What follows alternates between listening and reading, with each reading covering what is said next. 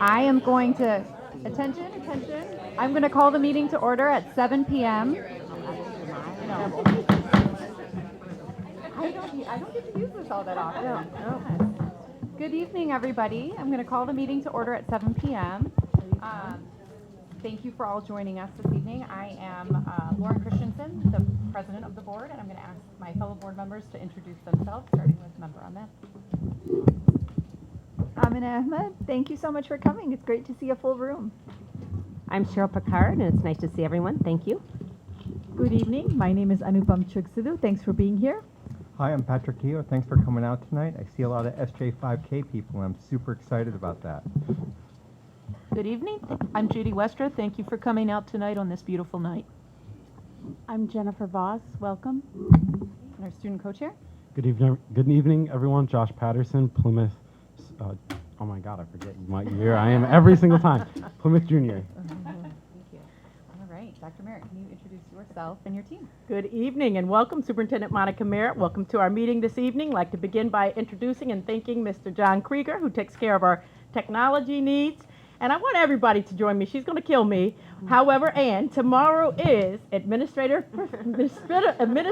Professionals Day. I can't even say it. Yep. But we need to just all thank Diane Robertson for all she does to keep our office, the Board of Education, this entire building, and really just extends herself and multiplies across the district. So one day is not enough to amplify and really praise the work that you do, but we're so grateful and appreciative of you, Diane. Thank you so much. Mr. Tiskowitz. Thank you, Dr. Merritt. Kurt Tiskowitz, Assistant Superintendent for Student Services. Welcome, and especially a shout out to our food service staff who's here.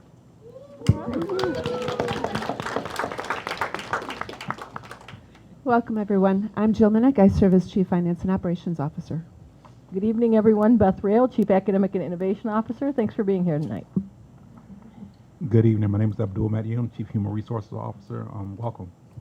Welcome, everyone. Liz Vartanian Gibbs, Assistant Superintendent, Student and Family Engagement. Okay, thank you, everybody. Let's stand for the Pledge of Allegiance. I pledge allegiance to the flag of the United States of America and to the republic for which it stands, one nation, under God, indivisible, with liberty and justice for all.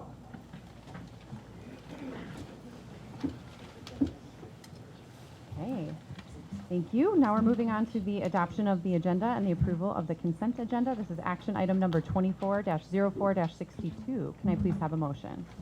Madam President, I move that we adopt the agenda, approve the consent agenda, action item number 25-04-62. Can I have a second? Second. Okay, it was moved by VP Sadhu and seconded by Secretary Westra. Dr. Merritt, can you please take us through the agenda? Yes, President Christensen. This evening, our consent agenda consists of human resources transactions since our last time together. I believe this might be the first meeting where we haven't had a new hire. So as we wrap up this school year, we are acknowledging the resignations and the retirements of our dear staff, as well as the approval of minutes from our special meeting on April the 7th, 2025. Our special meetings, I cannot talk tonight, meeting minutes on April the 8th, 2025, and our regular meeting minutes on April the 8th, 2025. In addition, we're looking at the final reading of the following policies. We have 0167.3, that's our public participation at board meetings, 1130, conflict of interest, 3110, conflict of interest, and 4110, conflict of interest. Finally, we have policy 8321, criminal justice information security, and that also is a final reading. Thank you, Dr. Merritt. Okay, I'm going to call for the vote. Those in favor, please say yes. Yes. Yes. Those opposed, say no. Motion carries 7-0. Mr. Madoun, I know human resources is a little bit shorter today, but can you take us through human resources? I like shorter. Yeah. I just want to acknowledge our retirements and acknowledge the amount of years of service that these educators have given to our district. First, I'll talk on John Hellman.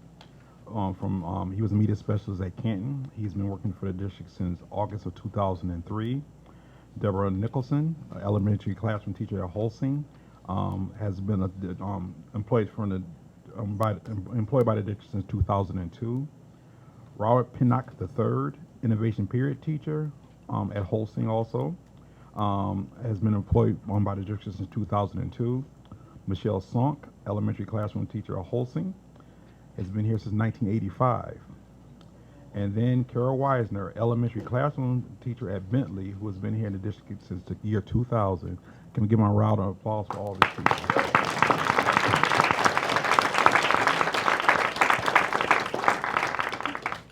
And that's all we have for today.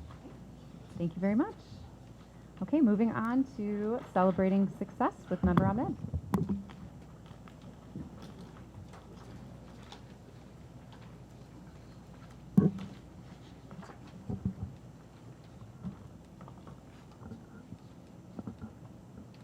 Good evening, everyone. On behalf of the Board of Education, I'm so excited to present this evening's Celebrating Success recognition, highlighting an exceptional group of individuals from Starkweather Academy. Each of tonight's honorees embodies what makes P-CCS such a special place: resilience, leadership, compassion, and an unwavering commitment to growth and community. We are proud to recognize 5 members of the Starkweather community who have gone above and beyond in their roles as students, educators, and support staff, making a lasting difference in the lives of those around them. Let's begin with Priscilla Mary Robert Raj, a student in Starkweather's adult education program. She joined us as an English as a second language student and didn't stop there. She set out to earn her GED at the same time. Through determination and dedication, she achieved both. Priscilla is known for her positive energy, strong work ethic, and the way she lifts up those around her. Next, we recognize Dwayne Keenan III, a high school student whose quiet strength and leadership have made him a role model. Whether it's through his thoughtful participation in class or his calm presence in difficult situations, Dwayne exemplifies what it means to be a star. His heroic actions in performing CPR to save a friend's life last year speaks volumes about his courage and character. We also honor Jenna Scott, one of our dedicated ESL teachers in adult.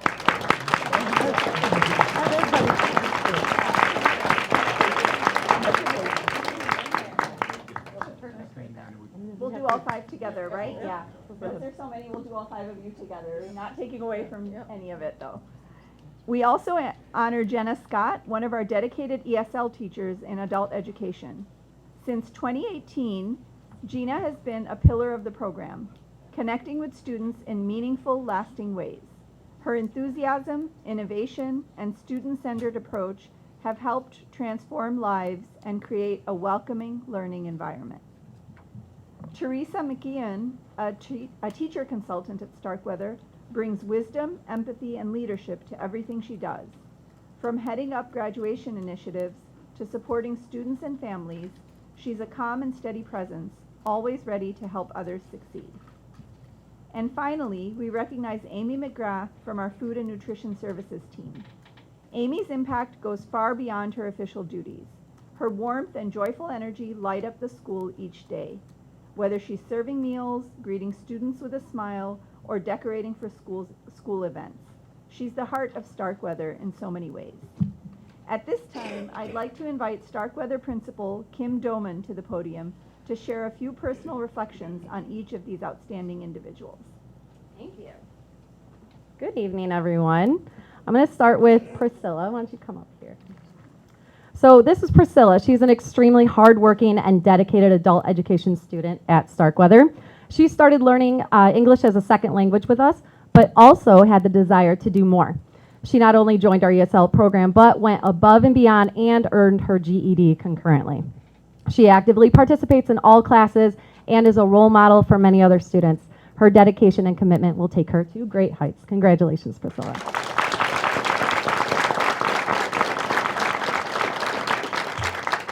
Next I have Dwayne Keenan. Dwayne is truly an exceptional young man at Starkweather. He is a gentleman, setting a great example for everyone around him. His interactions with peers and staff are always courteous and with genuine consideration. He is known as a fiercely loyal friend, a quality that was powerfully demonstrated during a critical emergency last year. When a friend suffered a cardiac event, Dwayne did not hesitate. He jumped into action, providing life-saving CPR until EMS arrived. In a serious situation like that, where many, especially young people, or really anyone, might freeze, his quick thinking and decisive action speaks volumes about his character and the depths of his loyalty. We are incredibly proud to have such a remarkable and courageous young man in our student body. So congratulations to Dwayne.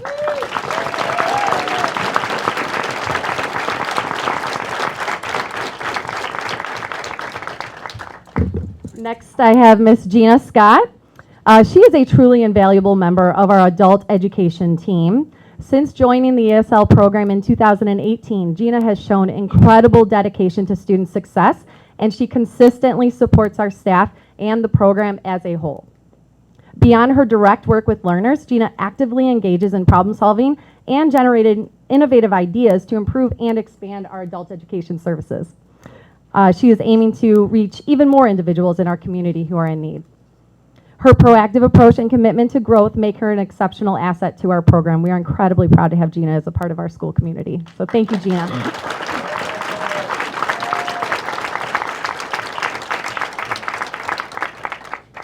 Next, we have Teresa McEwen.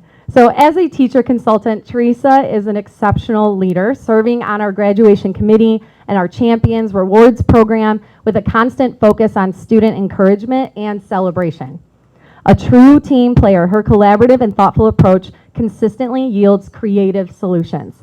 Teresa's deep expertise allows her to build strong rapport not only with her students but also with the staff, providing crucial instructional support. Teresa consistently engages with families, demonstrating genuine empathy, which fosters trust and collaboration.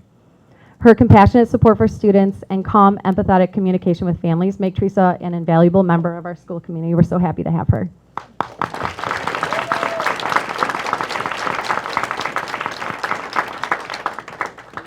It's your turn to be in the picture. Come here. Next, we have Miss Amy McGrath. Woo! Miss Amy, come here. Where are you hiding? That is so ironic that she's hiding from a picture. I'm just saying. Okay, let's get serious. Okay, Amy's dedication extends far beyond her job description, making her the most joyous staff member I have ever seen arrive to work each day. Her unmatched energy and genuine love for her work and connection with students serve as a daily reminder of the profound impact that we have on their lives. She brings joy to Starkweather every single day. Yes. Greeting students with kindness, a bright smile, and often a fun selfie. Her commitment to serving nutritious meals is only matched by her efforts to creating a welcoming, joyful space in our cafeteria. As the school's unofficial photographer, Amy ensures the spirit of Starkweather is captured and shared in the weekly newsletter. So everyone knows that if you step foot into Starkweather, you have to be picture ready because she will find you immediately. She's always the first to step up for school events, helping with planning, setup, and decorating, often using her own time and resources to brighten the day for others. Amy's positivity, her initiative, and deep care for our students are absolutely unmatched. She is amazing. Congratulations to Amy.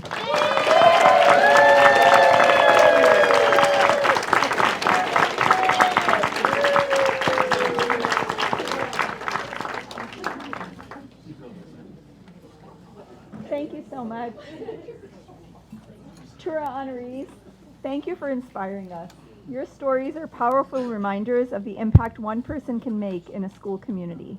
Whether through quiet perseverance, bold leadership, or daily acts of kindness, you are helping shape a brighter future. Please come forward as I call your name to receive your recognition. If you'd like to say a few words, we'd love to hear from you.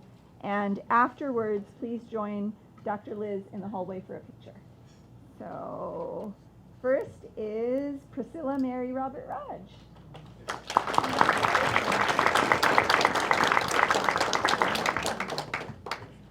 Hello, good evening.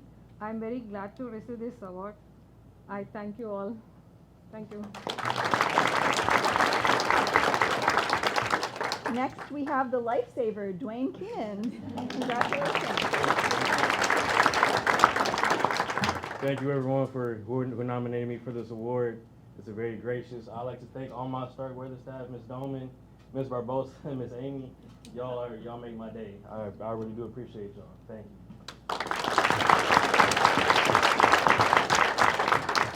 Now we have Miss Gina Scott. Congratulations. Thank you. I'm so honored. I was in tears when I received the email, and it's really easy to be a great teacher when there's great leadership, Ms. Dolman. So thank you all very much. Teresa McKinn, congratulations. I just wanted to say thank you. Thank you to Ms. Doman. It's been great having a new leadership at Starkweather. This marks the start or the end of my 22nd year here at P-CCS. So I'm just thrilled to still be here and continuing the good work we do.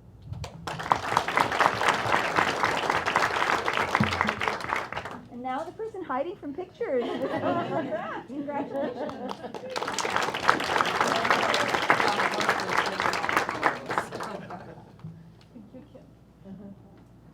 Anyway, I just want to say a couple things. I know it's my dad's 91st birthday. And actually, my mom and dad are here, and it's actually their 64th anniversary both.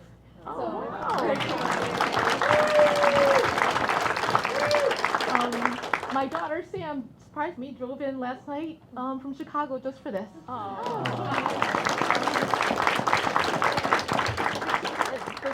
PCCS is the best because both my kids grew up here. Unfortunately, they had Kurt as a principal, but they were so for a very long time. But truly, like, he was part of their success story, like everyone. So that's why I love it here. I love everything about it. I love most that I get to love the community's kids. It's my honor and privilege to love someone else's child, because mine grew up and left me, but it's fine. But I love what I do every day, so I appreciate it. Thank you.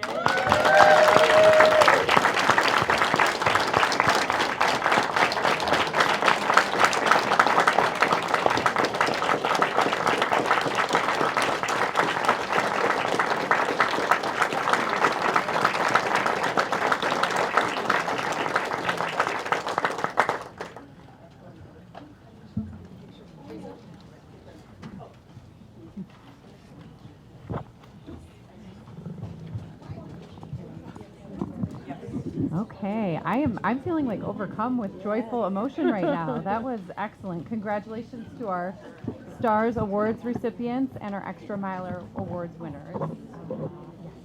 Give everybody a moment to clear out. Thank you.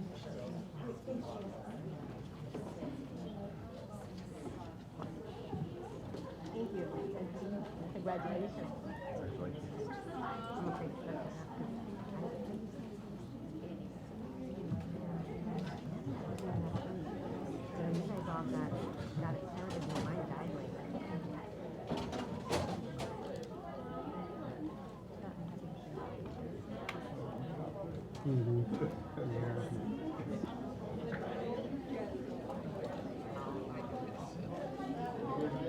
Okay, we have quite a large group clearing out, so I'm just going to give a few more minutes before or a few more seconds before I move on.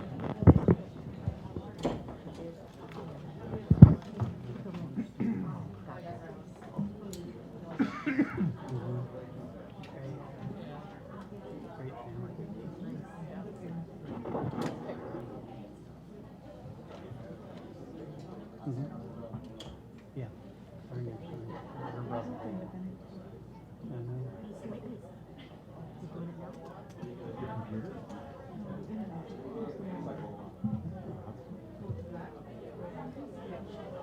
Okay, I am actually going to move us on to board committee reports and action. First up, we have the president's report. I have a couple things that I wanted to share with everyone this evening. During this evening's consent agenda, hold on, I don't know. I'll pause again. I'll restart in a moment.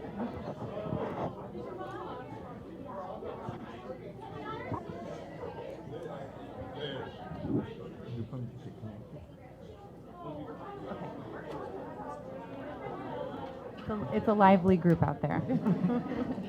Okay, so I'm going to restart my president's report. So couple things I wanted to mention. So during this evening's consent agenda, the board approved revisions to policy 0167.3, public participation in board meetings. I'm lifting this in my report because there is a key update to this policy that we can now, I think, enact at our next meeting, which allows citizens to submit their public comment forms up to the start of the citizens comment section. Previously, forms were required to be submitted at the beginning of the board meeting. So we really look forward to implementing this change at our next meeting to help make public comments more accessible for those attending meetings. Additionally, I wanted to provide an update on our board operating principles document. We had a discussion last board meeting. I have received additional feedback, and as a result, I recommend that we address this during a follow-up board workshop. We're in the process of securing a facilitator at this time and looking to schedule this session on another weekend date like our last board workshop. A key objective of this workshop would be to collaboratively finalize our board operating principles, ensuring that they reflect our board as a whole and align on the core norms that will guide the work that we all want to do together. And that, short and sweet for me, concludes my president's report. Up next, we have Student Performance and Achievement Committee with Judy Westroff. Good evening, Madam President. We have not met since our last board meeting, and so our next meeting is on May 7th at 5 p.m. in this room. We welcome, it's an open meeting, we welcome community involvement, if you will, and we look forward to seeing you. Thank you. Okay, on to the Policy Committee with VP Sadhu. Thank you, President Christensen. We met just before this meeting at 5:30, and I want to welcome our 3 new community members that are going to be with us for the next 2 years to help us give us guidance and input within our policies that we talk about. So we did an orientation with the new committee members, and we went through some policies, and I'll quickly go over those. Policy 6320, purchasing, we're still on hold with feedback from Finance and Operations team. Policy 6110, grant funds. I'm going to go through 3 together and kind of explain those. 6110, grant funds. 6111, internal controls. 6112, cash management of grants. Those were updated based on federal guidance that we got. So when we get federal guidance in terms of how we update our policies, we get that through Neola, a company that we contract with.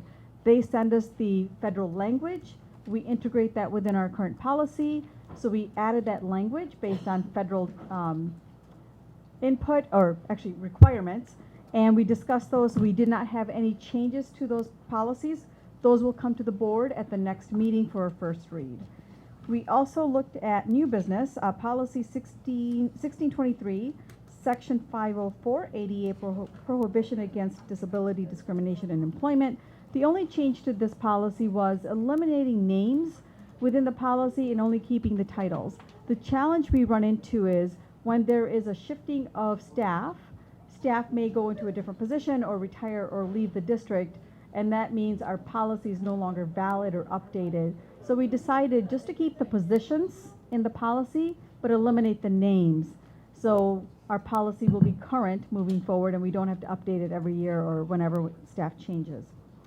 The next one was policy 6114, cost principles spending federal funds. And I want to just quick go over.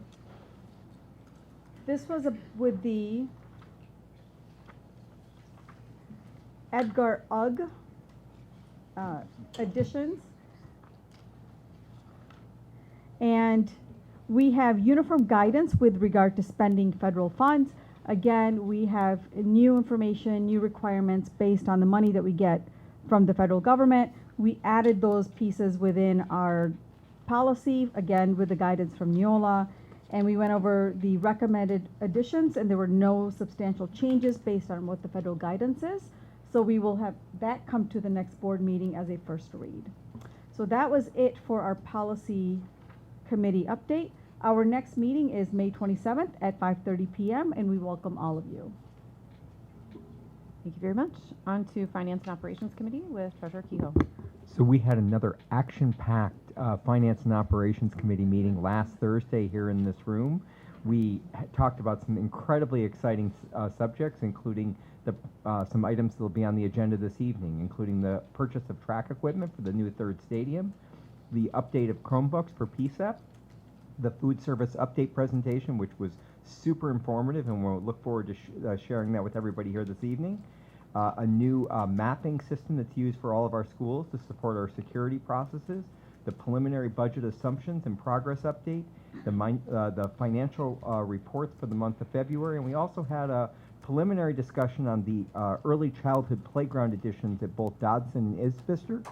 Those were ones that we had a really nice discussion on, and there's going to be some additional feedback and conversation on those before those come back to F&O and then forward before the full board. Our next F&O meeting is on Thursday, May 8th at 5 p.m., and we ask everybody to come here and enjoy the incredible excitement that we have that is finance and operations. You're really selling it. I like that. All right, thank you. On to Student Voice and Action Committee with Josh. SVA had a meeting yesterday at Pioneer Middle School where we discussed how May is Mental Health Month, Mental Health Awareness Month, and from this we are going to be sponsoring a 6th through 12th grade district-wide Wear Green Day on May 12th to spread awareness for this topic. SVA members will be in their home school cafeterias on this day to spread awareness and hand out mental health stickers as well. I would also like to personally thank Saeed Pawar, and while she could not be here for tonight, it's her last meeting. She has served countless hours for SVA and coming to these meetings over the last 2 years, and I've really grown to learn from her and work with her, so I really appreciate everything she's done for me and for students throughout the district. Also, our next meeting for SVA is May 19th in the Pioneer Media Center at 4:30, and I hope to see everyone there. Thank you, Josh. All right, on to the superintendent's report. Dr. Merritt. Thank you, President Christensen. I'd like to begin this evening by reminding our community about an event that is very special to our community. It is the 2025 SJ5K Charity Run Walk on the PCEP campus that will take place on May the 4th. This was originally founded in 2011 as a fundraising event for Jesse Lindenbar, who suffered from severe brain trauma. And the SJ5K has now grown into an annual tradition that has raised hundreds of thousands of dollars. This year's race will benefit 5 local families who are facing financial hardship due to medical issues. Here this evening to tell you a little bit more about this year's events and the families that are represented, I have, I think, a few students, Raya and Sharvin. Are you here with me this evening? As well as SJ5K advisor, Ms. Melanie Burkett. Please come forward and share a little bit with our community.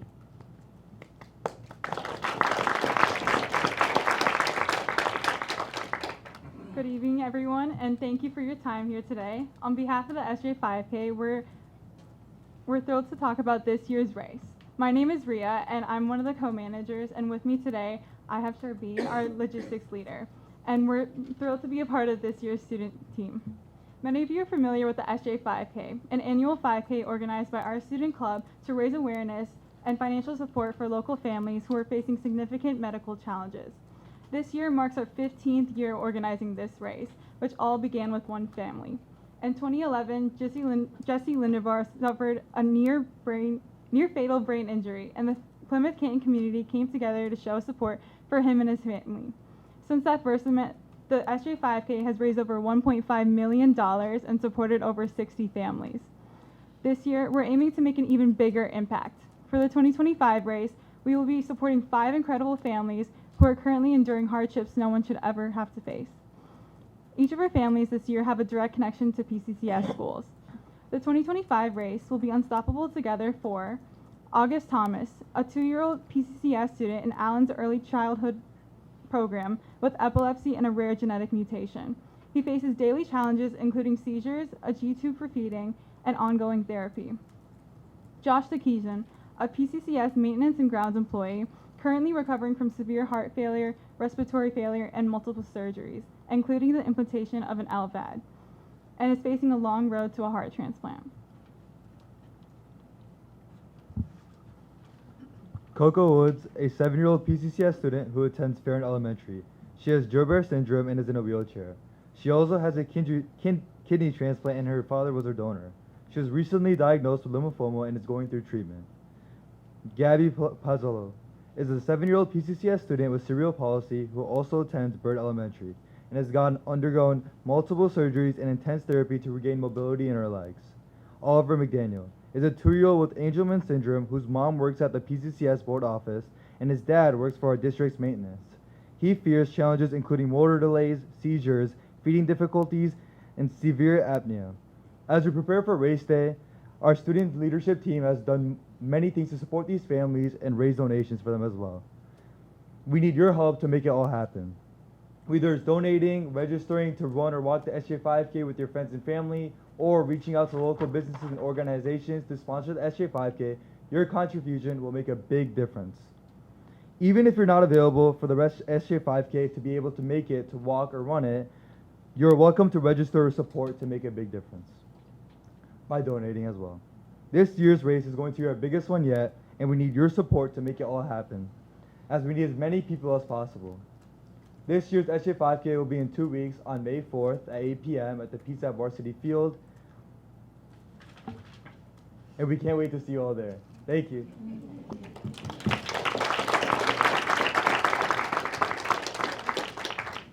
Thank you so much, Rhea and Charbine. We are also incredibly grateful for the work that you and your peers do to really support this program.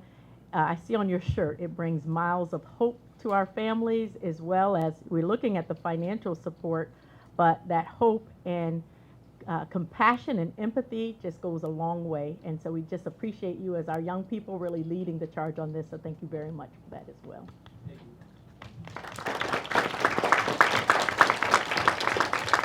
Another event that we'd like to invite our community to is the 4th annual P-CCS Mental Health and Wellness Fair, and that will take place this Saturday. Let's keep our fingers crossed that the weather continues to behave for us. This will be 10 a.m. to 2 p.m. in Kellogg Park.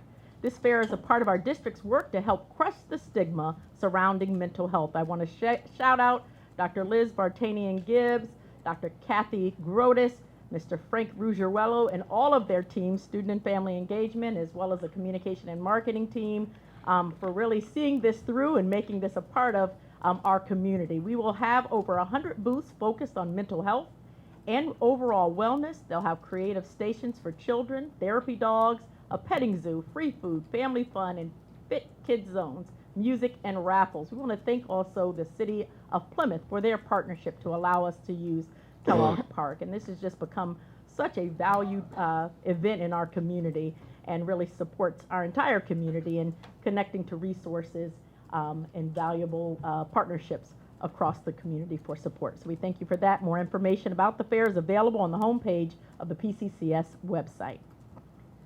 We are in the season of bond tours. So tomorrow, as a reminder, all board members are invited for a kickoff tour to see some of our new facilities. That will take place with some business partners as well as our municipality leaders. We're going to take a little tour of the park and see some of the new investments from the bond. In addition, as our work on the 2020 bond continues, we want to invite our parents to come out on Thursday night. This is April 24th at 9:30 a.m. as a part of the Parent Council's annual bond tour. This tour will give parents the chance to meet the construction managers, enjoy a guided tour of our newest bond sites, and have an a la carte lunch at Salem's Rock Cafe. The parent tour is going to feature visits from West Middle School, Canton High School's Phase 3 and Innovation Center, and the Plymouth Band Room and Natatorium. Now, registration for our Parent Council tour is required, so if you would like to attend, and we encourage our community to attend, please register your email with your full name and school affiliation to parentcouncil@pccsk12.com. And I hope for all board members for tomorrow night, if you haven't RSVP'd, we still have a seat for you on the bus. I'm really excited about that as well. And we'll try to extend opportunities as we continue throughout the season to make sure, because these facilities improvements could not be possible without the support of our community. So we definitely want to celebrate alongside our community and open up our buildings for them to see. As we move forward this evening, I'm going to close with taking an opportunity that I never miss to brag about the amazing accomplishments of both our students and our staff. First, I want to start by saluting PCEP senior Khalida Nazari, who was recognized recently for her language skills as she works to earn the prestigious Michigan Seal of Biliteracy Award. The Seal of Biliteracy was created to recognize high school graduates who exhibit language proficiency in English and at least one additional world language. Now, the purpose of this seal is to encourage students to study world languages and to embrace their native and heritage languages. Khalida's journey to PCCS from her native Afghanistan through camps and her work to learn 7 languages she now speaks or reads was highlighted in the Seal of Biliteracy's quarterly newsletter. Khalida speaks 7 different languages and will be earning multiple Michigan Seal of Biliteracy awards as a result of her incredible language skills. So please join me in congratulating her.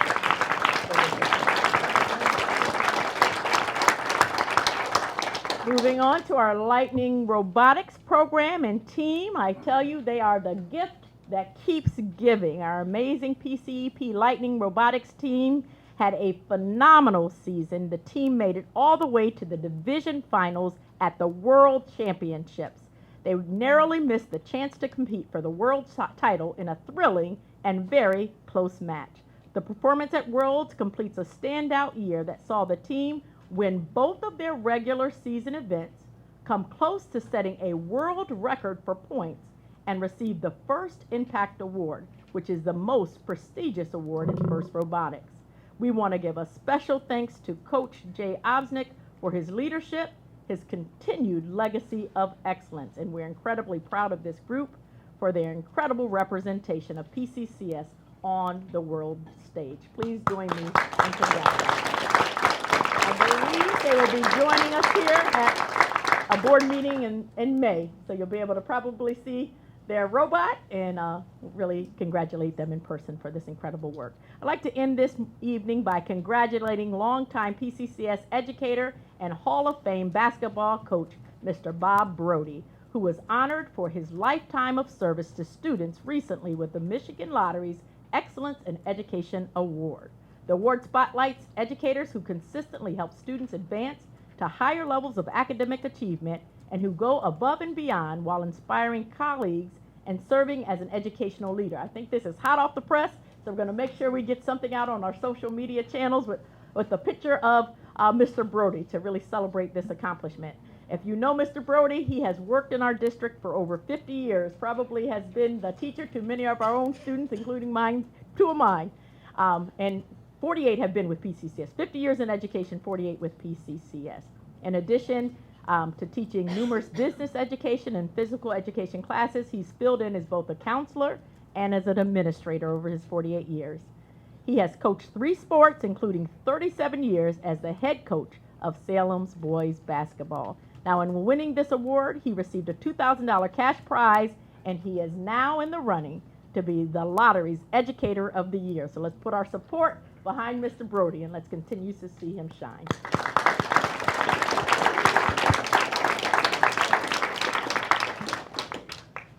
That concludes it. Thank you, Dr. Merritt. Okay, moving on to our citizens' comments portion. Reminder that this is limited to 30 minutes. If we have additional comments that exceed that, we will pick that up in our overflow section after our administrative reports and recommendations. I'm going to go in order of receipt here and call up Joan Pence.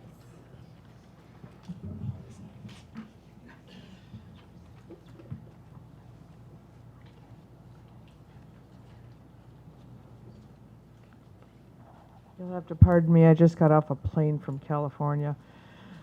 Jet lag is real. So my name is Joan Pence.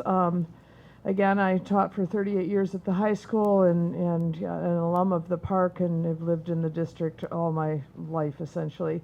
So, but I'm also the coordinator of our local Indivisible group, and pleased to they say fearless leader, I say foolish leader, but we keep going onwards regardless. And one of the major concerns we have is to support this board and making sure that all of our kids feel safe in the district and accepted for who they are.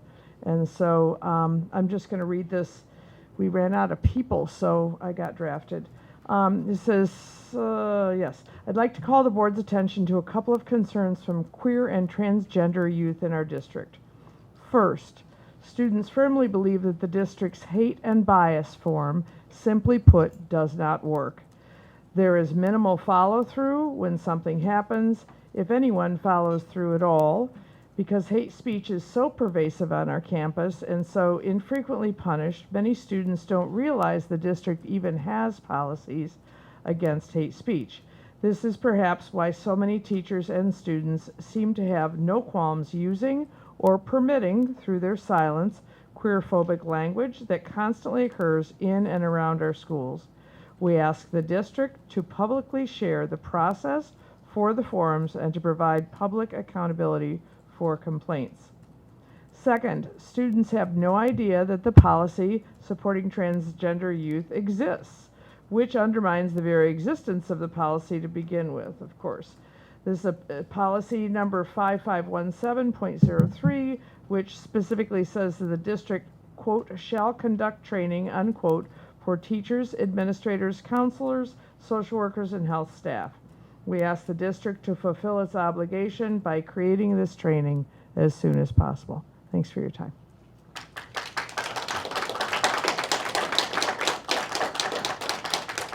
Thank you very much. On to our next comment with Nancy Fairber.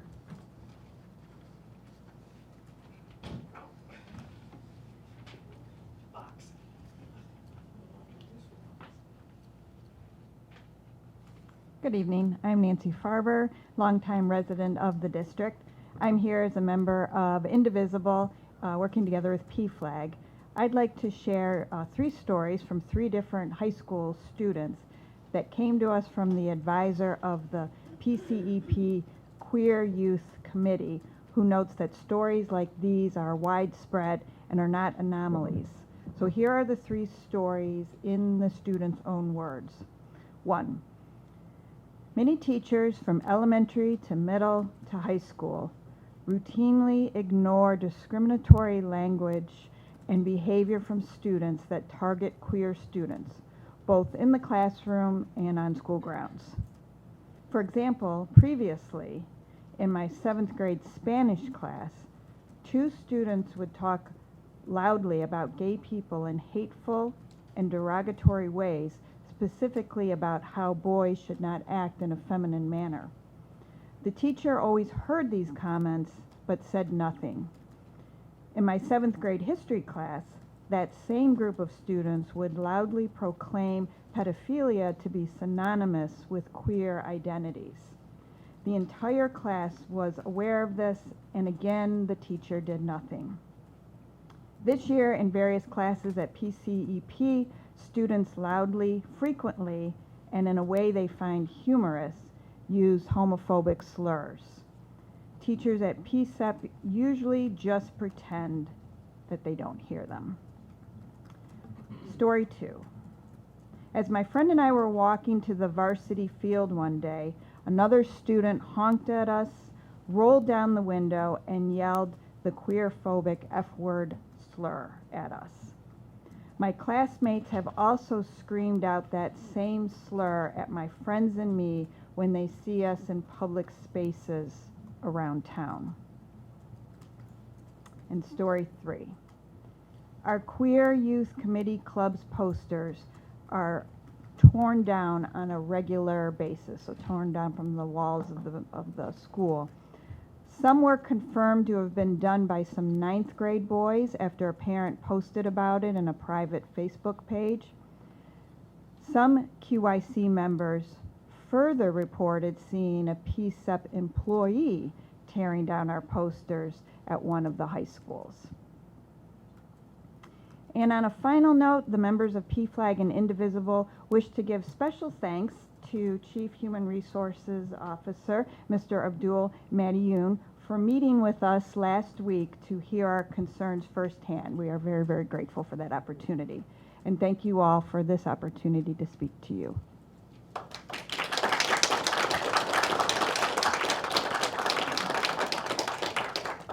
Thank you. Up next, we have Lori Mayers.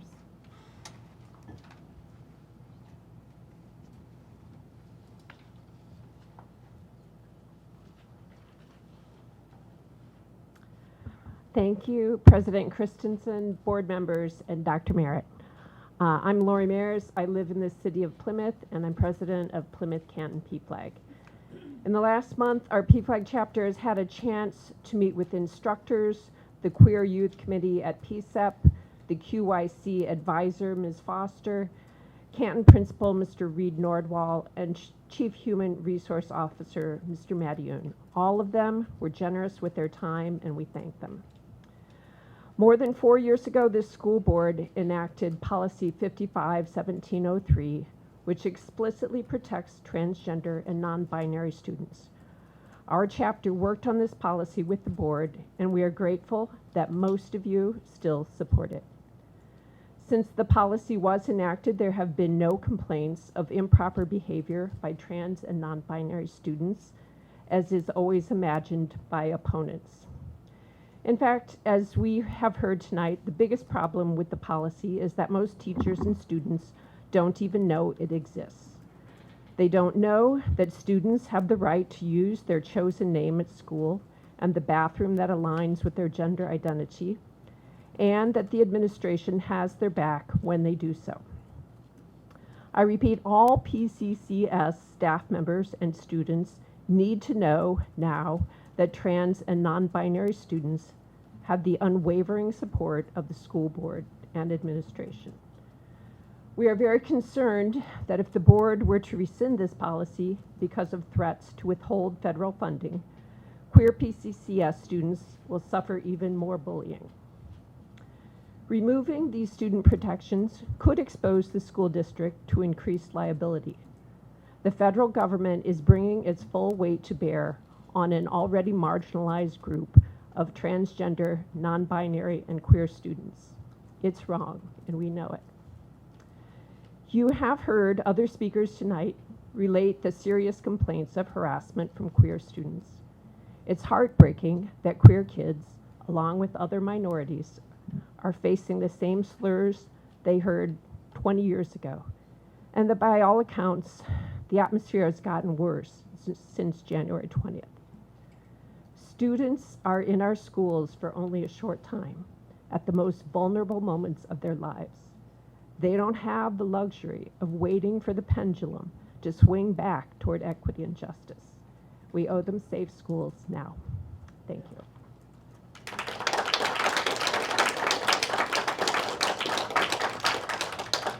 Thank you very much. Up next, we have Rachel Hayes.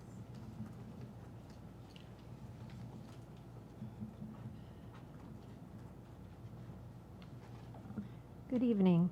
My name is Rachel Hayes, and I'm a Plymouth citizen and a P-Flag board member. Thank you to the board and administration for what I believe is genuine concern for the marginalized students in our district. P-Flag Plymouth Canton and Western Wayne Indivisible is committed to doing what we can to help ensure that our schools are safe and inclusive for every student. There is a lot of work to be done to make this a reality. We have learned of the hostile environment that is pervasive throughout the schools, and that is only getting worse due to the current political climate. Slurs are everyday occurrences, microaggressions are commonplace, bullying is rampant, astonishingly not just from other students, but from some teachers and staff as well. While most may not actively participate, too many do nothing to confront what is happening in their classrooms. Whether this is from fear of repercussions from parents, not knowing how to address the situation properly, or just not wanting to get involved, the fact remains, silence is complicity. What we have now is a substantial portion of the student body who feels unsafe and unaccepted. Attempts to get help are more often than not unresolved, to the point where students have started to give up on even reporting incidents. We can all imagine how demoralizing that must feel. The current climate has also prevented kids from seeking out supportive environments that are available, such as the Queer Youth Committee Club at PCEP, for fear of being outed and ridiculed. Many kids do not feel safe enough to be open about their identity, about who they are as unique individuals. This is a heavy burden for anyone to carry, let alone a child, and can have tragic consequences. We already have the framework in place to make things better for these kids. As you know, our district has very comprehensive anti-bullying, anti-harassment, and transgender and gender nonconforming policies. The expectation should firmly be that every adult working for the Plymouth Canton School District knows these policies and knows how to implement them. We need to give teachers the tools to know how to adequately enforce them, and we need to hold those violating them accountable. A fear of backlash from loud opponents of an inclusive, affirming environment in our schools is not acceptable. Every adult working in the district has a responsibility for the physical, psychological, and emotional safety of every child under their supervision. Our district has such good things in writing, and many concerned caring administrators and teachers. Change can happen, but it will take the will and the resolve not only of administrators, teachers, and staff, but also parents and concerned citizens, as well as students who are willing to get involved. Let's put in the work to find solutions. We can make sure that every child's voice is heard and that every child feels cared for and safe in our schools. Thank you.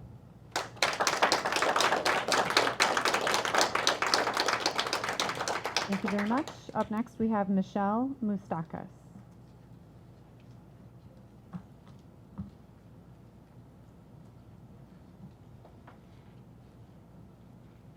Good evening. Thank you for the opportunity to speak this evening.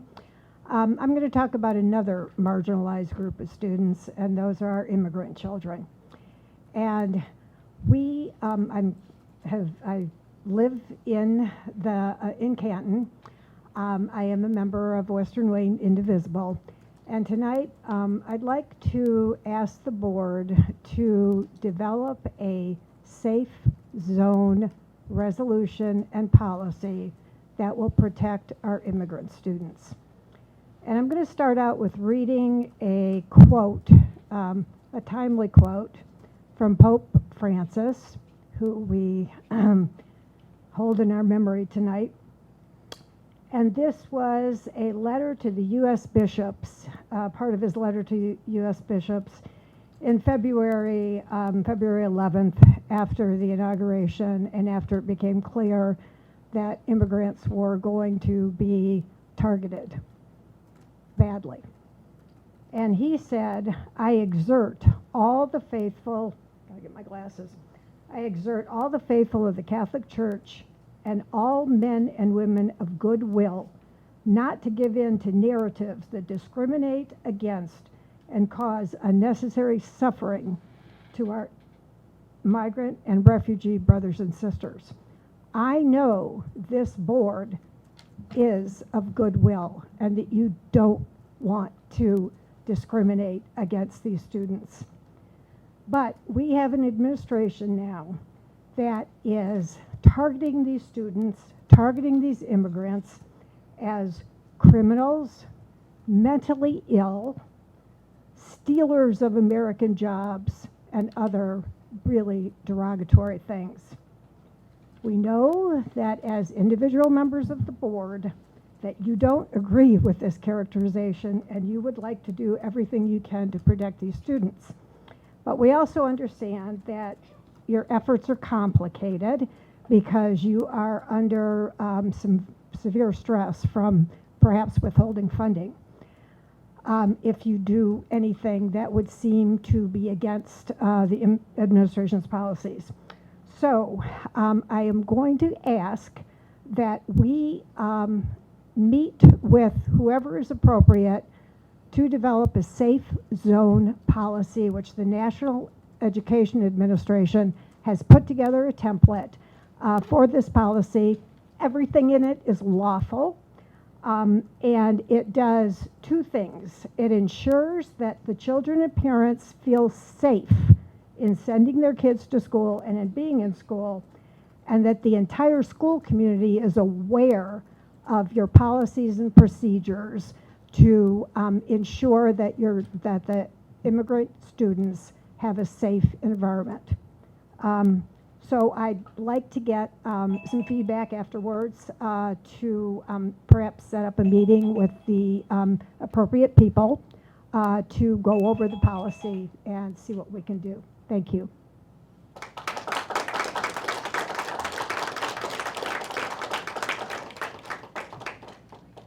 Okay, thank you. Up next, we have Steve Gentilia.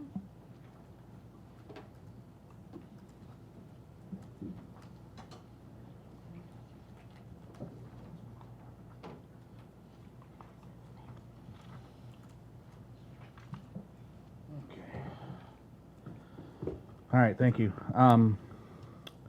Was here a few weeks back talking about the accident that my daughter was in at the high school. Received communication from Dr. Merritt, from Mr. Tiskowitz. I was happy with it at that point. Recently received information and a conversation with your security director. Piqued my curiosity even more. Looked into it more. Talked to the driver of the vehicle. Talked to the family of the driver of the vehicle. And guess what? Mr. RN was at the site of the accident. Excuse me, Mr. So why was Gentile? there no incident report written? Why was the video not flagged? I was told this afternoon by the driver of the vehicle he was at the incident. And then was told no one was there in both emails and verbal conversations. Imagine that. More cover-ups and lies. This isn't good. This is wrong, and it needs to be fixed. There were comments made earlier tonight how one person can change the direction of a school, and that's happening at Canton High School. That one person is your principal. He is changing the direction of that school negatively. If I had more time, I would read all of the comments I have from teachers and staff who will remain anonymous because they are in fear of saying anything to this man. It's not right. The kids see it, and the school is going downhill because of it. Mr. Gentile, So I would I need to remind you, we have start a, the clock, please. we have a Stop the board clock. policy in section G around public comments that are personally attack an individual are not allowed. Well, these need to be attacked. We will not allow this type of commentary. If you have other comments that you would like to make, we will allow that. We will, the administration will follow up with you. Well, I would like more than just an email. Why wasn't the report filled out? Why wasn't the video flagged, which is what I was told can't be done when a student is transported off-site in an ambulance to a hospital? Okay, there's technical difficulties, can't be flagged. Okay, we're going to work on fixing it. Okay. If an administrator was there, go in right away, flag that video. What happened? Now, I've been here for 2 years almost on behalf of the community, twice for my kids. And this is wrong. This needs to be fixed. Thank you. Okay, thank you very much. Okay, up next we have Kevin. I'm sorry, I'm not able to read your last name. Is it Morsarson? Mount Sasson? Thank you. Oh, Sue, you would like to go first? Yes. Okay, so we're changing the order here. So it is Sue Mutsasson.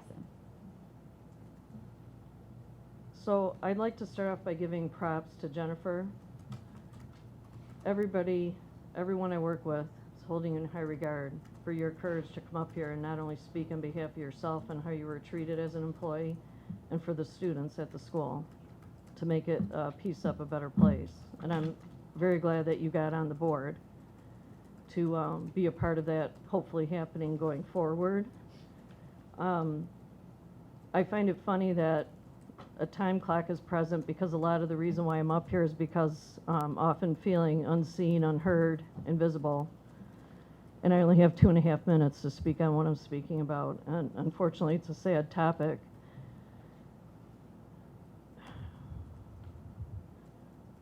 My mother-in-law died due to complications after surgery. And about 2 hours after she passed, I said I should alert work, because I have a strong work ethic, that I wasn't going to be here last Wednesday morning. The first response I got back when the sub desk person came into work was that it would be unexcused and unapproved until I had documentation I said, she just passed a few hours ago. I don't know what documentation you want at this point. Since it happened unexpectedly, my husband and my kids, understandably, and my brother-in-law and family took it very hard. In order to support them, I took off Wednesday through Friday last week. And kind of the shock of it all, we haven't got a lot of the plans and arrangements done. We have a business, so my husband went back to work and I came back to work yesterday and planned to work these few days. We still have things to do, so then I put in to have off this Thursday, Friday, and all of next week. The funeral will be in Lansing. And we have many out-of-town family coming and a lot of things that we have to take care of. I only had a half paid sick day available when I reached out Wednesday. I could only put it in the frontline system for that first half. Starting that second half, it was unpaid. So I asked the subdesk to put in these days that I've needed. I was told that paras only get 5 days bereavement, and the absences will be unapproved, and there's nothing my immediate supervisor or anybody can do moving forward. And I'm just going to disregard that because I have a few more things to say. So I'm not sure what to do at this point because I didn't have this prepared, so I couldn't have it buttoned up in a 3-minute talk. It just happened this afternoon that I got that email, the head of HR, that basically there's nothing can be done. So after we deal with the grief and the things that we have to do next week, it sounds like at this point I'm out of a job and we'll have to look for another one. Ms. Muth. And then health insurance has to happen, I guess, pay on our own until I get situated. Thank you for speaking. I know the 3 minutes is up, but we will have HR follow up with you. I just want to say a couple more things, and it's, one, after working at P-CCS, other schools I can't remember, I've been here for 15 years. I appreciate tonight when you started that everyone said, please stand for the Pledge of Allegiance. Some of the schools are saying if you so choose to stand. Everybody can do what they want. I don't know why that line has to be present. The other thing is, I think it would be great interest of our kids. I'm so sorry. I have to ask you to please For stop. more people. It's beyond your 3 minutes, and we have to just allot that 3 minutes. That's our policy for citizens' comments. So thank you so much. I believe more people should be in the schools firsthand to guide our kids because it's not going well at P-CCS. The disrespect, the free lunches given, and trash thrown about and left on the tables. Nobody's guiding the kids. Thank you very much for your comments. Okay. All right. And we have, last but not least, Kevin Moutsakis. Okay, thank you. Obviously, that was my wife. And she's been here for 15 years. She's a graduate of the high school. I have 2 children that are graduates of the high school. She's done a great job. The children love her. She's a special ed parapro. You have people knocking down your doors for these jobs? My mother died. You're telling us we have 3 days or else you're fired? Guess what? We have 3 other parents. Another one dies. Oh, sorry, you already had a death today. Your human resources department is very inhumane, sir. If any of you had a piece of humanity in your heart, we all stood up and said the Pledge of Allegiance, one nation under God. Are you all hypocrites? Do you believe it? Which one is it? She was asking for time off, non-paid. No, ma'am, you're fired. Have any of you lost a parent? Do you have parents? Of course, we all have a mother and a father, every single one of us. when you die, your children, because they don't want to set up a nice day for you and be with the family, have an opportunity to be fired. You're okay with that, sir? My wife has been here 15 years, and there have been many incidences where she has been treated poorly due to a narrative she does not fit. I've heard a lot of things tonight. You're concentrating on the wrong stuff. Concentrate on humanity and how to treat people. This is not it, people. You may or may not be a part of this decision, but you are working with people that are. And whoever is involved in this should absolutely be disgusted. Your heart is black and dead.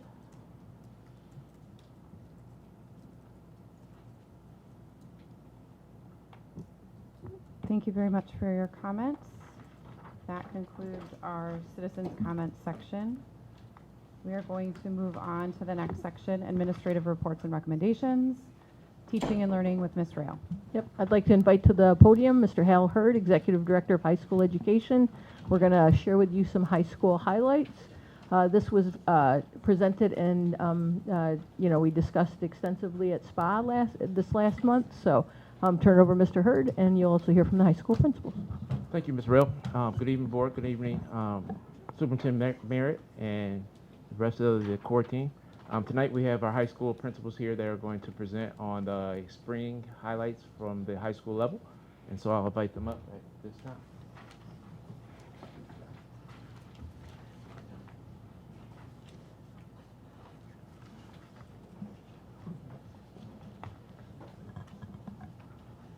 Good evening, everyone. I'm Kim Villarosa. I'm the principal from Salem High School. I'll let everybody else introduce themselves. Hi, good evening. I'm Greg Anglin, principal at Plymouth High School. I'm David Reed Norwell, principal at Canton High School. Evening again, Kim Doman at Starkweather. Thank you. And again, thank you for allowing us to be here and present tonight. As Mr. Hurd said, we're going to talk about some high school level program highlights.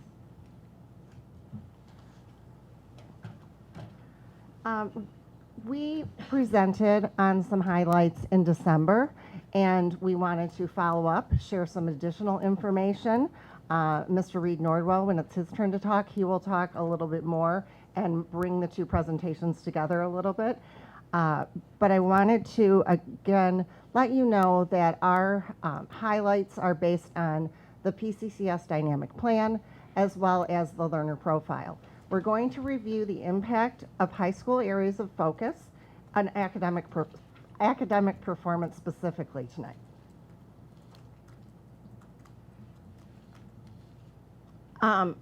As related to our dynamic plan goals for P-CCS, one of the things we'll talk really specifically about is how we are working and increasing achievement for all students and closing achievement gaps and what that data looks like.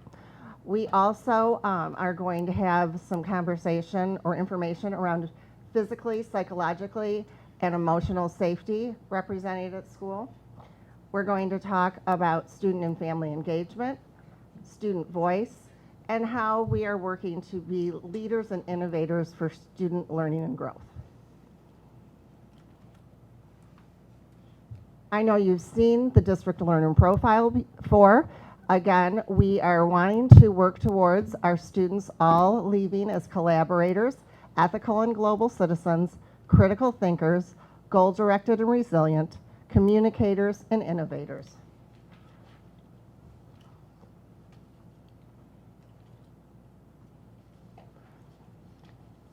All four high schools worked together.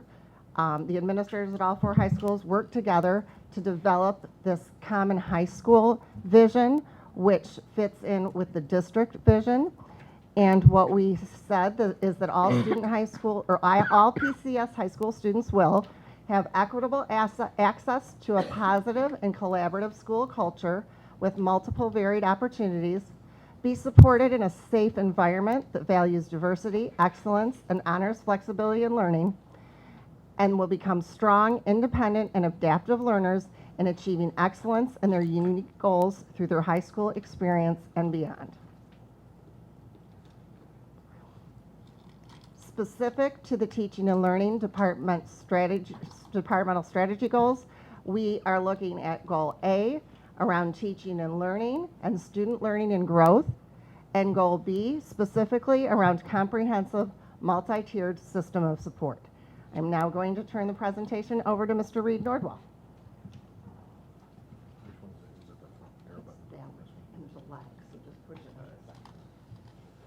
All right, and so what's intriguing about this is how all those words are translated into action. And so this is a logic model that takes it. When you take the dynamic plan, the mission statements of the district and the school, and then you have inputs, activities, outputs, and outcomes, they highlight certain actions to take, like have student feedback groups. Really work this year, and we have in the last couple of years, to have even better attendance tracking, early warning systems. And you'll see I'll keep sticking kind of the highlights because they're going to this. There's a lot of information in this, but also some of the activities like implementing student-led belonging initiatives, creating incentive programs around attendance. I have that targeted professional development on inclusive practices, in addition to some of the outputs that we would like to see more student buy-in, more student input, more equitable practices, and more inclusion in the schools. At-risk students are identified and receiving tailored interventions with those outcomes of improved academic performance across all student groups, reducing those achievement gaps, and having a real strong focus on an enhanced sense of belonging but for the students and for staff, for all that they really feel. And it ties directly into, like, our concentration is really on how that has significant academic benefits when you do that work together. So some illustrations of what that logic model looks like in action. We have a Hall of Fame across all our schools. Canton was able to post COVID to have a Hall of Fame induction, a wonderful community event. You see our unified events there, where we have a unified basketball program where the students are participating in that. We do a lot of interactive outreach with some of our kindergarten groups and preschool groups coming up and interacting and working with the high schoolers. Really love our early education programs.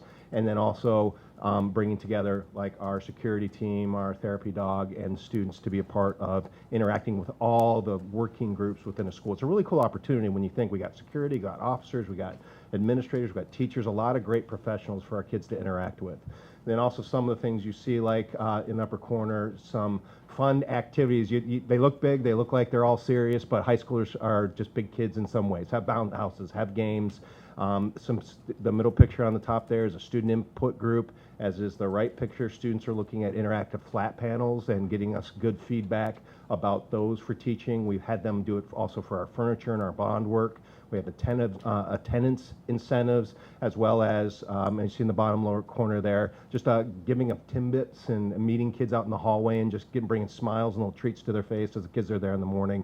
Really working to be the first good morning those kids have outside of their families. And then professional learning in that upper left corner, we did a lot of work going down to the middle schools, taking our high schoolers to meet with them and ourselves, introduce them and get them excited about coming up to the school. Again, more professional learning. Some of the really cool events, you can't see them in the audience, but our entire park is the audience for the BSU night and a lot of other activities, and it just has an incredible energy. And as we've been talking about, the really wonderful facility upgrades that help support the incredible work our students are already doing, and place that helps us, in addition to the students being lighthouse and students, our facilities in our district too, when we bring people in to come see it. And then I think when we look into, Greg, was this where you're going to step into the next set? Okay, and then how that then really works toward that academic benefits. With Greg Eglin from Plymouth. All right, thank you, David. So as David mentioned, he highlighted a lot of the activities, events, and programs that we do at the high school. And so now I'm going to go through what is the impact of that work. And so what you see on this slide is in our 4 core areas, English language arts, mathematics, science, and social studies, you see the percent of students with passing grades. And this is, the data only reflects 9 through 12th grade students. So this is very important. So this is the aggregate. This is all of our students. And you see we're typically in the 90% across 21-22 school year to the 24-25 school year. So this is first semester data. And the importance of this, obviously, we know in high school is we're earning credits. All right, so the more students we have, you know, with passing semester marks, these are more students making progress towards their 22 credit. Now, as I said, this is the aggregate, but we also understand with the programs and things that we have in place, there's still work to do, and we still recognize that, and we're working towards that. And so this slide here has a comparison. This is for our Black and African American students compared to our white students. And so what you see over time is there's still a gap that we're working to close, but you see over time we have been making progress. So acknowledging the achievement, acknowledging that it's going up over time, but we still acknowledge there's work to do with closing the gaps. Additionally, this slide shows our economically disadvantaged, and the same trend. We see gaps there in the 4 core areas, but over time from 21-22 to 24-25, we see that we are making some progress in closing those gaps, but understanding, once again, there's still a lot of work that can be done, even though we're making progress. Similarly, for our students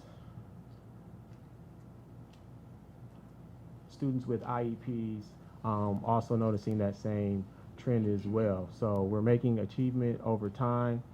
Things are improving over time, but we still recognize that there's a lot of work to be done. So we're continuing to implement programs. We're continuing to look at the data and figure out how we can better serve our groups that are in that gap and are making progress, but we still have more work to do with that. And the last slide here is our multilingual learners, where you can see that there's a lot of work still to be done with our multilingual learners. As you see, in 21-22, the gap was a little bit closer, and it's gotten wider over time. And we've really been doing some work with our district curriculum leaders, our leaders at the park as well, in terms of what things we can do to better serve all of our population of students. So this was just a highlight and showing the actual data related to the work that we've been doing at the high school with the programs that we've been implementing.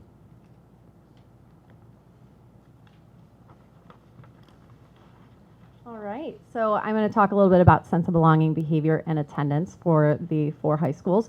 First, at the park, you'll see that we have just about under 1,500 student responses. We're looking at the panorama survey specifically around sense of belonging, so you can see who reported positive marks in there across all 3 of the schools at the park, which brings them to about a 51% reporting there. And you can see that positive trend over the past 5 years, every year going in that upward direction there. Specifically, the question was how much students feel that they are valued members of the school community.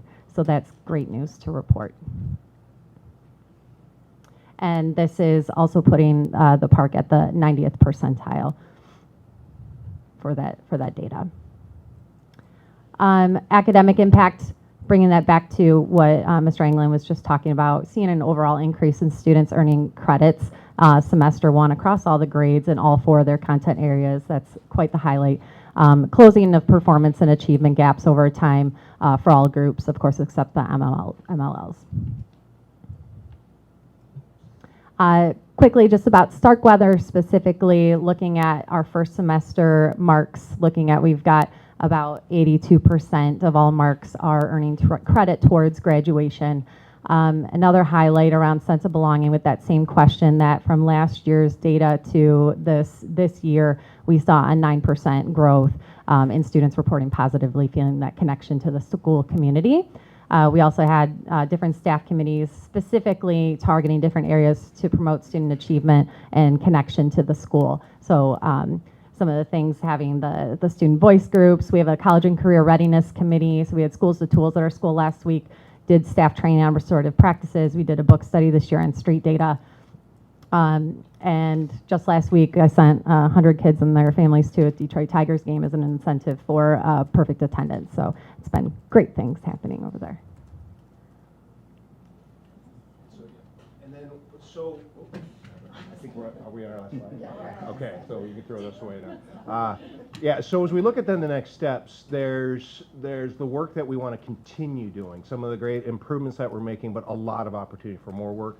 One in particular, and we know, believe that you've also seen some of the presentation for the middle school, and the equitable grading. It's an important concept and it's an important word when it talks about how our grades can be more accurate, how they can be better tools of feedback for students, how they can motivate student learning, and what equitable grading practices look like at the high school level. We finished a 2-year study with an inquiry group with the book called Grading for Equity by Joe Feldman, and it has a recommendation that we're moving into this summer to be able to implement more equitable practices around grading that are effective in helping students. And when you think about, a lot of people ask, comparative to other levels, at the high school level, the impact to college entrance and scholarships and grades. For instance, when you saw the middle school presentation, one of the things that can happen is grades can change from A to B range, and that's a significant impact always. And at the high school, now you're talking scholarships, you're talking college entrance, you're talking about things we want to make sure we're doing very carefully,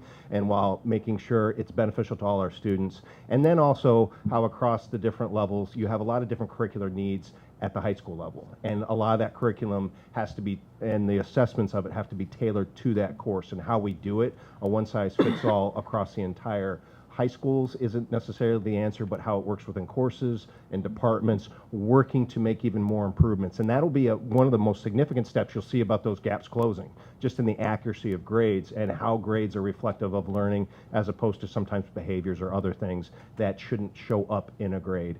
And again, great work by the middle school. Really glad they're pioneering that work to help us with it, and we're coming along at something that also makes a lot of sense for the high schools and going to improve things there. Continuing our professional learning and improving teacher practices. We've got large student feedback groups. Like one of our PD days, we had students provide feedback to teachers, like things they would want teachers to know, and including those kind of practices with that, in addition to looking at the effects of cell phones and technology, other pieces on students, and the best practice, like we're saying, what we can do for our formative and summative assessments, and really incorporating common assessments in each course level. That allows us to get a great data pool and really enhance what we have there. That was good data, but it's not great data, and the great data is really going to happen when we have some of these other pieces coming together as soon as next year. And that data is really going to help us get even more detailed with the work that we're doing and solutions that we have for students and our staff. And I think that's what we got. So, questions? Great, thank you for the presentation. I am going to open it up to Josh to kick us off. This isn't really a question, but I just wanted to say I'm glad you're looking into equitable grading processes. And I would encourage, I'm assuming you're bringing in like teachers' voices and administration voices. If you haven't already thought about it, maybe bringing in student voices to look over what you're doing. If you need high school kids, I know SBA would be willing to chip in a couple people. Also glad that you're being open about your successes and your shortfalls with your data, with the multilingual learners, and I'm glad that you guys are taking steps towards improving that, as well as improving even the other ones with smaller gaps. So thank you. Josh, thank you. Ms. Voss? So the dynamic plan says all PCS students and staff will report they feel physically, psychologically, and emotionally safe and represented at school. What evidence do we have that all staff feel safe and represented at school? Our presentation was on the high school highlights for students. So if you're looking for, if we could have the staff feedback, maybe at a different time, and we can share that with you as well. Yeah. Yeah. We'll capture that as a follow-up board question. Okay. Thank you. There is data on the recent panorama survey was given to staff, and that just came out. So that data does exist, but that wasn't the focus of our presentation. It was on student achievement. Thank you. Okay. Questions? Or I do have more questions. Are we okay with only half of our students feeling like they belong? So no, of course we're not okay with half of our students feeling like they belong. I guess when we did the presentation to SPA, we talked about that as well, in terms of that's a lot of students feeling like they don't belong. Nationally, we understand it puts us in the 90th percentile, so that's an issue a lot of high schools across the nation are struggling with, the sense of belonging. But for our work here, we would like all of our students to feel that sense of belonging, and that's still going to continue the work that we're doing. So it's something that we notice as well. We're not satisfied with that, but we do understand that it puts us kind of in a higher percentile across the nation with that statistic. Have we considered bringing back the spirit team and working with, I know that that was something that they were working on, was trying to bring back some of the spirit, belonging, a feeling of that in the high school. I know that that was a committee that was formed, and has anyone thought about bringing that team back to work on that feeling in the high schools? And I'm not, and maybe Kim is familiar with the spirit team. Yes, Oh, that it's a was district a level team? district level committee. As a result of that, that's how we looked at the high school draw, for example, and moved that back to earlier years to just try to get that sense of community. So that's not necessarily tied to your individual school improvement plans, but it's something that we can continue to discuss if that could be helpful. One thing I'd add, at the building level, we do have student spirit sections. So like Salem has, ours is called the Blue Crew, and those are the kids that are really working with other students to put things out on social media, to get them involved in events in a really positive way and not negative against any other school or anything like that. And I know that they both have the similar thing, but I just don't know what they're called. Right.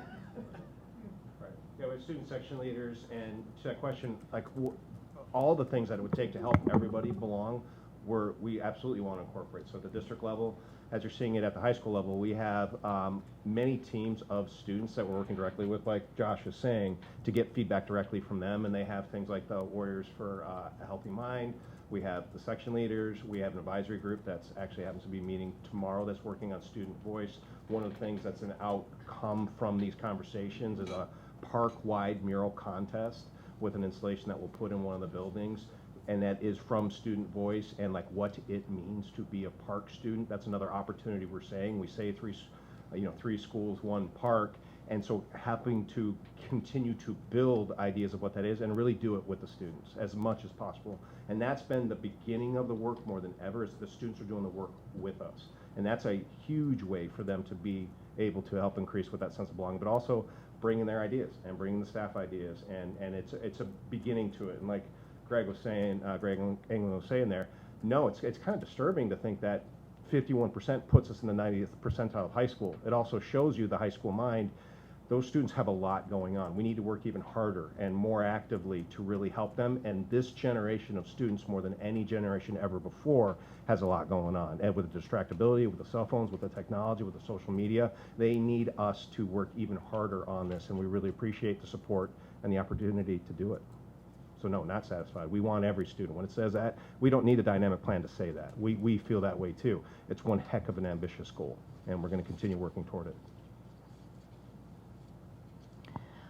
I just wanted, so first of all, I saw this presentation in the SPA committee, so we had a robust discussion during the SPA committee.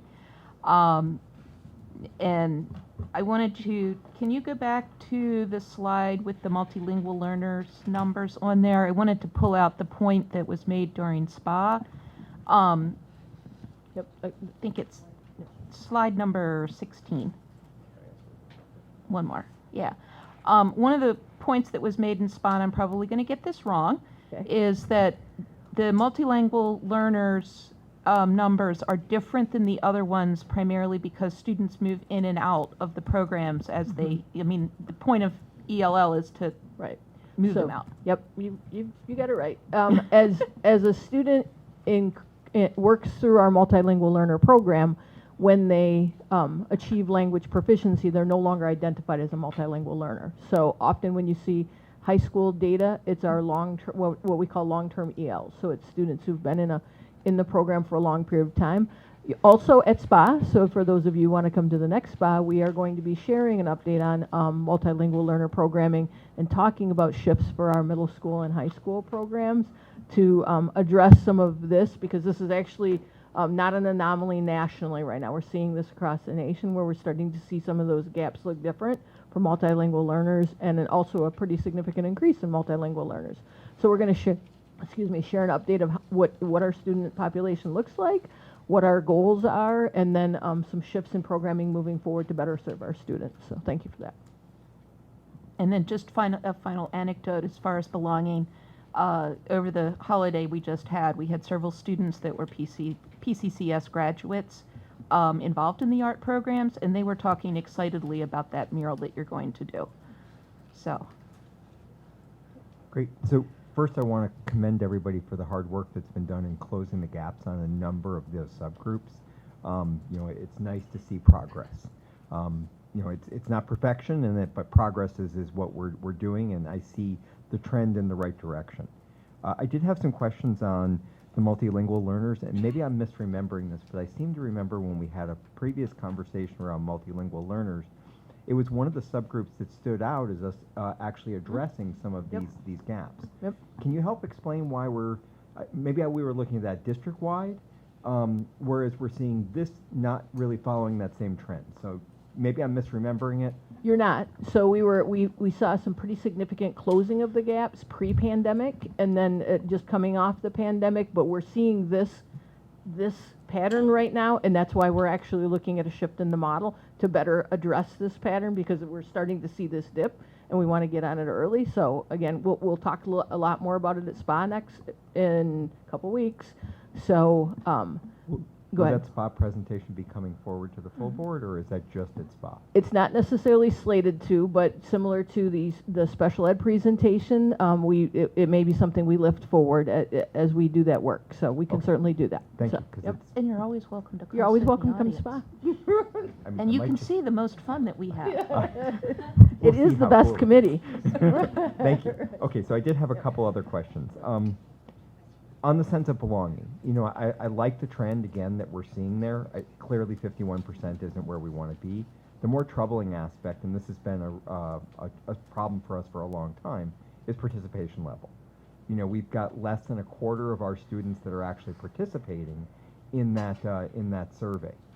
So, you know, you got just under 1,500 students out of, I believe, just over 6,000 students that we have at the high school, and so it's just we've got a really low participation rate. I know that we've had a lot of conversations here as we look at this. I know we've engaged with our Student Voice and Action Committee to see what we could do differently, but I think that's the more troubling aspect that I see to the overall numbers, is that you don't have, it's not a real clear statistical sampling of what we're doing. Do you have any feedback on that? We have talked about this a lot. We've spent, I couldn't tell you how many times, I've talked to my own kids, like, how do I get these kids to take a survey? We've tried a lot. We've tried reaching out to students individually, and they didn't really appreciate that. We try to, like, at the beginning of homeroom, make announcements. If you haven't taken the student survey, this is a great time to take it. It's great unless you have a chemistry test to make up. If you were going to make up a chemistry test and I ask you to take a survey, guess what you're going to do? You're not going to take the survey. So we've tried, like, sending reminders at 10 o'clock at night, but one of the problems is that we're always communicating, or often are communicating with students via student email.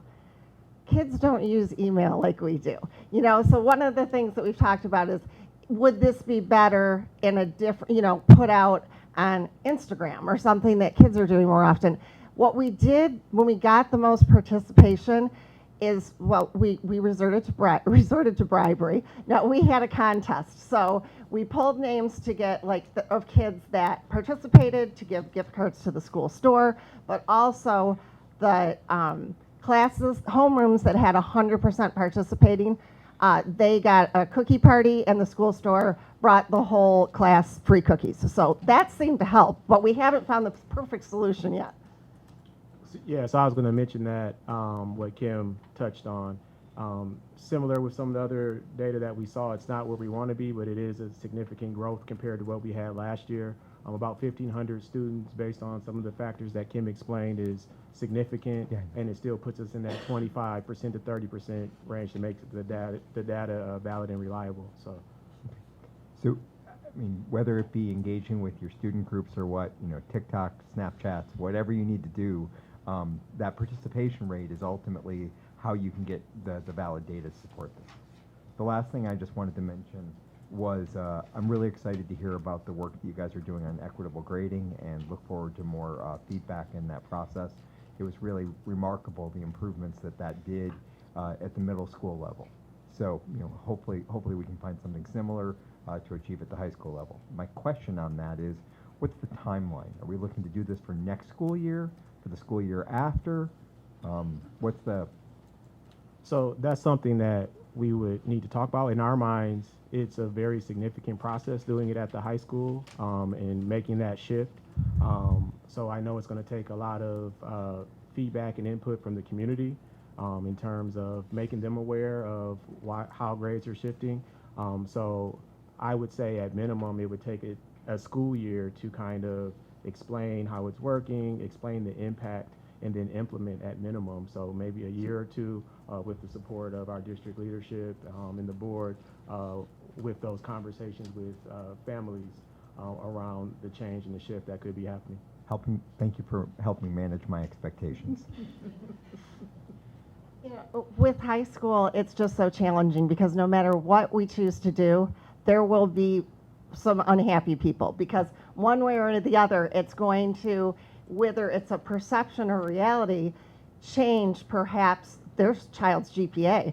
And that's it's a challenging topic because when you're looking at what school a kid potentially gets into can affect their career itself. It can affect if they get into a graduate school. It can affect if you can afford what school you can afford because it depends.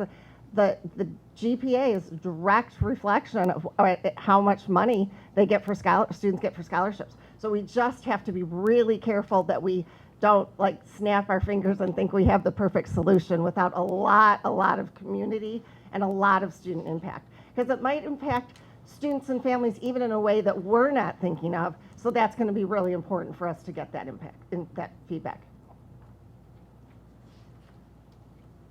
Most of my questions have been answered, but I just wanted to share there's been some work around survey feedback in SBA. Actually, Josh, can you share what we discussed? Yes, so I believe it was at our last meeting, Panorama, 3 representatives came and they went through a presentation, a pretty short presentation explaining some of the stuff behind Panorama, explaining stuff with the survey, and then they gave us a time to ask questions. So we went into groups and formulated questions. We asked them, we gave them suggestions, questions on the survey, confusing language. There was all sorts of suggestions. One, like confusing words, like perseverance. Clicking on it would be like a drop-down menu with like a definition, kind of like on other websites. We provided lots of feedback, and they talked with us. It was a one-on-one discussion, very informative. I know students in that committee have already started talking with their friends and stuff, so I'm hoping that also kind of increases the data, because from what I saw in that, there's also a large misconception around the survey and anonymousness and what's not, and all these rumors and stuff is going around. So I think that having that in-person discussion was really, or not in person, they were online, but having that discussion one-on-one with them was very, very helpful. Yeah, thanks. And that's exactly like one of our points is having the user give feedback on it, because there's a lot of factors that go into the survey itself, not necessarily being the thing that most students are having a positive experience with. The survey is one of the things. It's also supposed to be anonymous. It's also supposed to be voluntary. And then when you look at just in our lives, if somebody says to you, how you feeling, here's a survey, that isn't always the best way to get that too. So we're looking at other ways to also get more information, like empathy interviews. Sit down and talk with the students, have these conversations that'll help us bolster what we're getting out of the student surveys in Panorama. It's a data point, it's not the only one. Yeah, there was some good feedback around even just exposure to the survey and awareness. So I thought that it was a really meaningful conversation. So I wanted to lift that, but I will kick it over to VP Sadhu. Any questions or comments? Actually, that was one of mine. So thank you for SBA taking on that initiative, making sure that we get more people involved. I've been talking to some students who basically say they didn't know. So again, maybe some sort of social media beyond an email, since they don't live in that world. I don't know if there are text messaging options for students. Just get a link right to their text message, but I'll let you figure that out. Just we understand email's just not working. I want to thank the team for looking at a different data set that we haven't seen before, or not consistently, in looking at how the grades are, the trends of the student course passing rates, and looking at the trends narrowing those gaps. I have a question for Dr. Merritt in terms of looking at a holistic data set. I think in the past you may recall, and the board may recall, I've asked for consistent data sets as we look at secondary or elementary data perspectives. And last year we had a different presentation with the high school overview, and the year before that we had more of attendance, graduation rates, sense of belonging as measured by the climate surveys. So I'm wondering if we can get this packaged with all of the data sets, and that could be our consistent annual high school report. Because I feel like we get bits and pieces, and we've talked about this before in other meetings, that it's hard for us to remember which presentation contained what data set. So I'd like to get all of that on an annual basis that's consistently showing those factors that we've seen in the past. After our last meeting, I communicated that back to the team to see how can we provide that in that manner that we're looking for. And we say we have the addendum versus what we're going to do in a public meeting. So you have all of that information, but what is the best way to package it and the way that you as a board have asked for that. And I'll respond to Patrick's, changing high school grading practices could take 2 to 5 years. It's a very hard thing to do. Commend the team. These are hard times working with high schoolers, kids in general. Thank you for all that you do. They need a lot of support from all of us collectively. And I know that 50% isn't where we want to be, but I appreciate you continuing to look at where are the gaps, what else can we do? And you know, we think about the same thing as we meet in terms of how do we get things better for students. So appreciate you. Member Picard. Yeah, I was curious on now with the equitable grading, how does that affect, I mean, we probably don't know yet, standardized testing, because I don't believe that standardized testing is going to be equitable testing. So I want to know how that's going to affect students, you know, as they do pursue college, and that how that's going to, like, are the grades going to be kind of a universal grade, or are there going to be differences in what's showing in different grading systems? Like, is there going to be a way of knowing that those students are actually ready? Because just because they pass or they appear to have a good grade doesn't mean, like, how much content are we sure that they're getting? So then when they are doing with these standardized tests for college, that it's going to be enough. I'm happy to take that, because actually what you're doing is talking exactly why we're doing equitable grading practices, to say, does this grade actually demonstrate that the student can master the content that they're supposed to master to be able to get to the skills that they're supposed to get to? That's equitable grading. That removes from grading practices things like compliance tasks, or bringing extra things in that can unintendedly, or sometimes intentionally, elevate a grade. So what you're saying is exactly what we're saying, which is we're looking to determine the best grading practices to say, these are the standards that the student should be able to master. That's our state standards. These are the skills within those standards that a student is expected to master. Do we have evidence that the student has mastered those skills? And if we do have evidence, which is what our assessments, combative assessments, formative assessments, summative assessments at the end of things, formative assessments throughout, does that say to us, this student, individual student, can master this standard, this expected outcome at this level? What level do they master it at? Are they just kind of solid here? Are they exceptional here? Do they need some additional support here? So those are what are called equitable grading practices, to say this grade actually tells us that this student can do this thing. So when you hear things like standards-based grading, equitable grading practices, that's exactly what it's talking about. Saying this is very specifically how we know that this student can do this thing, so. Okay. So, All right. yes, so thank you. Yes, and I, thank you. And also, on to what you were saying, I think, you know, it would be helpful to see more data, because I look at and I say, you know, just passing grade, you know, these are ones that are passing, so it's hard to tell, because, you know, when you look at the state of Michigan compared to other states and stuff, we're not like doing as good. So, just to see that they're passing, I think that's good they're passing, but like, what's the variables of the passing? Like, how many are like, I mean, you could be passing and you could have most of your kids not, you know, like how many B's, A's, and all that do you have? Just to see where everybody's at, and that to me would be helpful. And let's see. And then also just the whole program. You know, we've had the SEL surveys for how many years, and is that really something that is being effective? If it's, you know, through the years, to that, you know, as much as I'm seeing, I'm, you know, like, is it how much, I guess I look at from the finance side too, you know, from being on the finance committee, like how much are we spending and resources putting towards that, and is it actually effective, or are there other ways of handling that?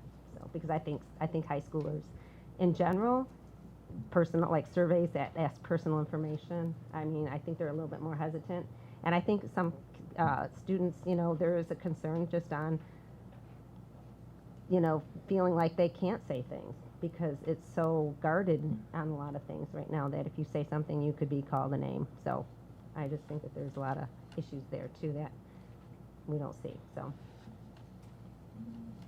Member Ahmed?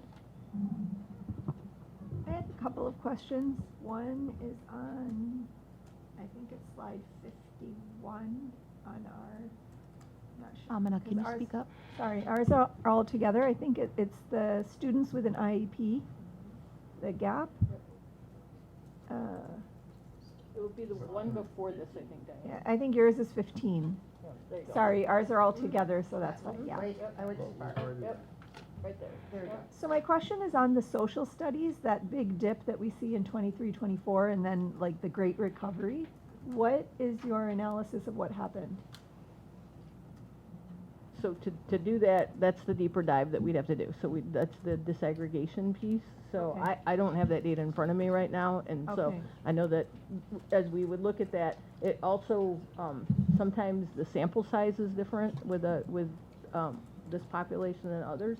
So we'd have to dig into that, but we can follow up in board notes. Okay, that's great. Thank you. And then my other question is maybe this is also further exploration, but with the belonging, what does that data look like across the different groups? Like out of the people who are out of the students who are responding, are we seeing that, for instance, one group is overrepresented and one very sorely underrepresented? And then how is their percentage of you know, agreeing with that question that they're value to the school community? What does that look like? And maybe this hasn't, you know, been explored yet, but I'm just curious what that looks like. And it's something, the data is in there, and the cool thing about Panorama, there's so many different ways to look at the information, but that what you're asking for can be pulled out. When we've looked at it in the past, it is, you know, there is a correlation between groups that may not be achieving as high as others as far as their sense of belonging. So that's why it was a very intentional area of focus for us, of getting that sense of belonging. You see it today with the students who are here, where they feel like they have relationships, they feel valued, and you can get a lot more, you know, from them, a lot more engagement. And so that's one of the basic things. With the question earlier about the spirit team, the feedback they were getting from students are just kind of the most basic and essential things. You know, waving in the hallway makes them feel good. Saying hi to them in the morning. So going back to it, we hear about relationships, but that's kind of one of our bang for our bucks. That's something very easy to do that can get a lot of translation and moving the gaps up. Thank you, appreciate it. Thank you very much for your, just in the essence of time, if anyone has additional comments, if you could direct them to myself and Dr. Merritt, and we'll get them answered either in board notes or in email. So thank you very much, everyone, for your presentation.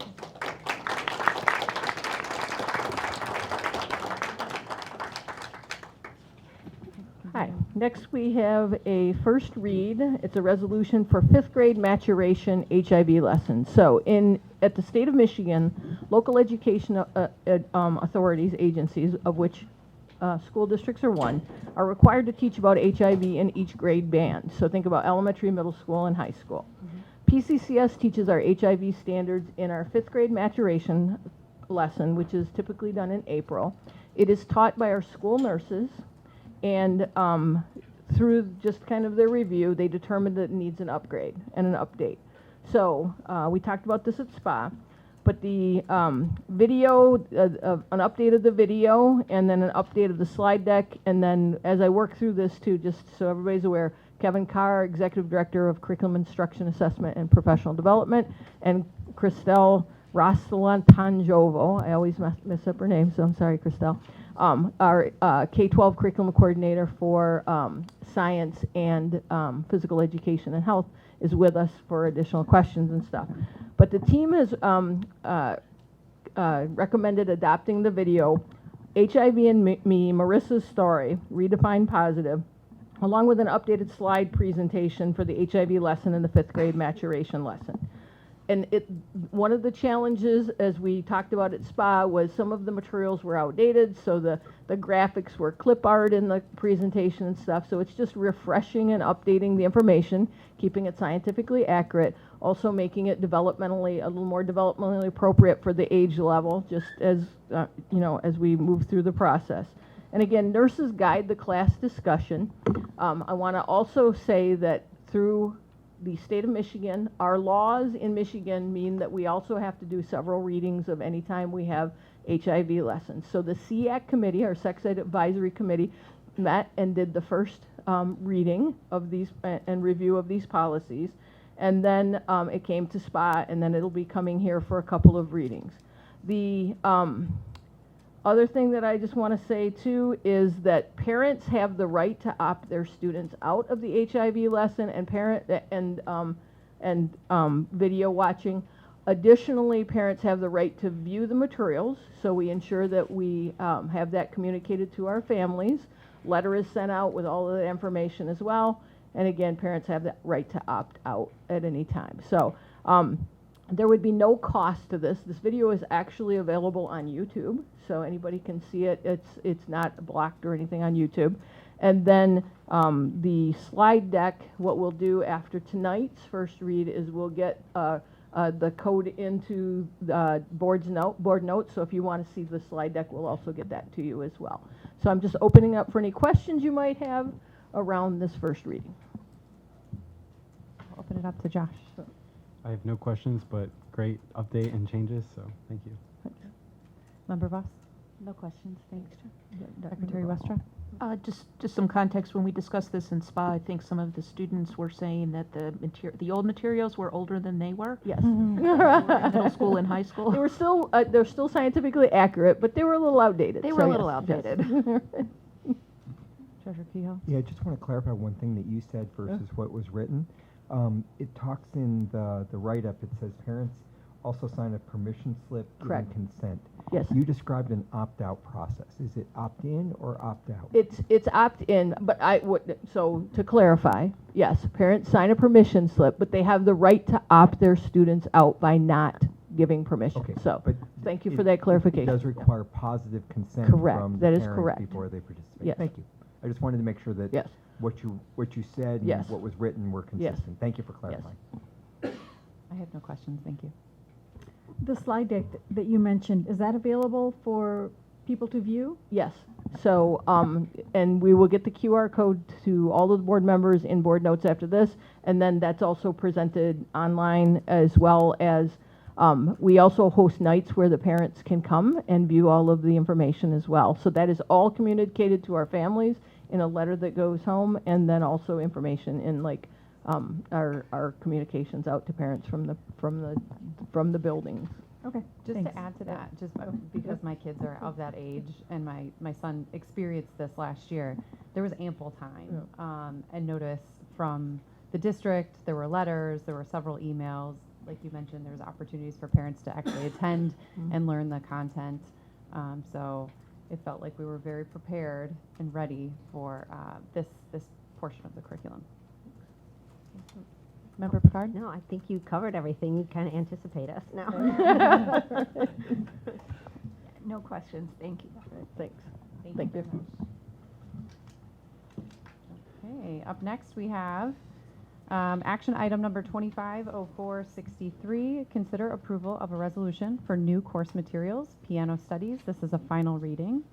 I will open it up for any other additional questions before I call for the vote. Hearing none.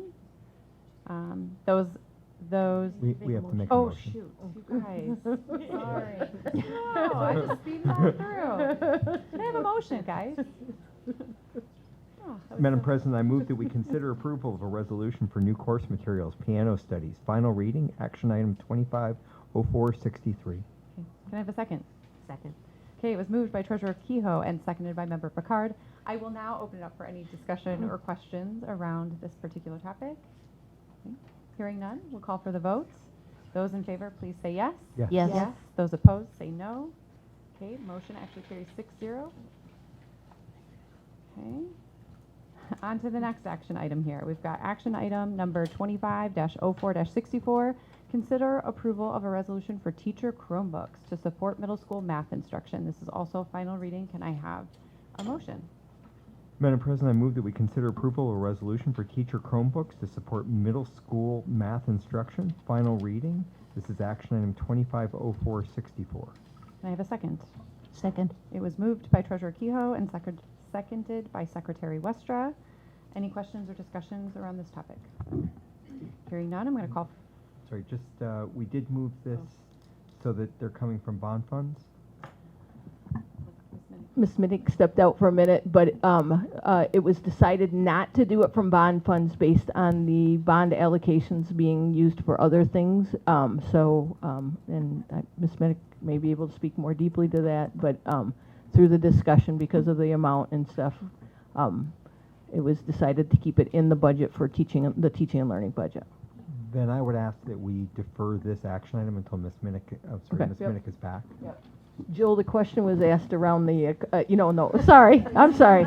So the question was asked about why the decision not to put the Chromebooks, the middle school Chromebooks, into the bond. Sorry. To clarify, the question was, why did we not put those Chromebooks into the bond? Yep.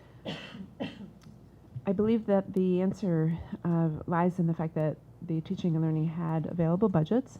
It is an item that's eligible for bond funding, should we choose to do that. Yeah, for me, I'll vote no on this if this doesn't come out of the bond funds. I mean, this doesn't make any sense to me. This is not a huge detriment to our bond funds and the teaching and learning dollars that we'd have, but this would be unrestricted. Whereas these bond funds are very restricted, and we should always use the bond funds to support the initiatives that we're doing.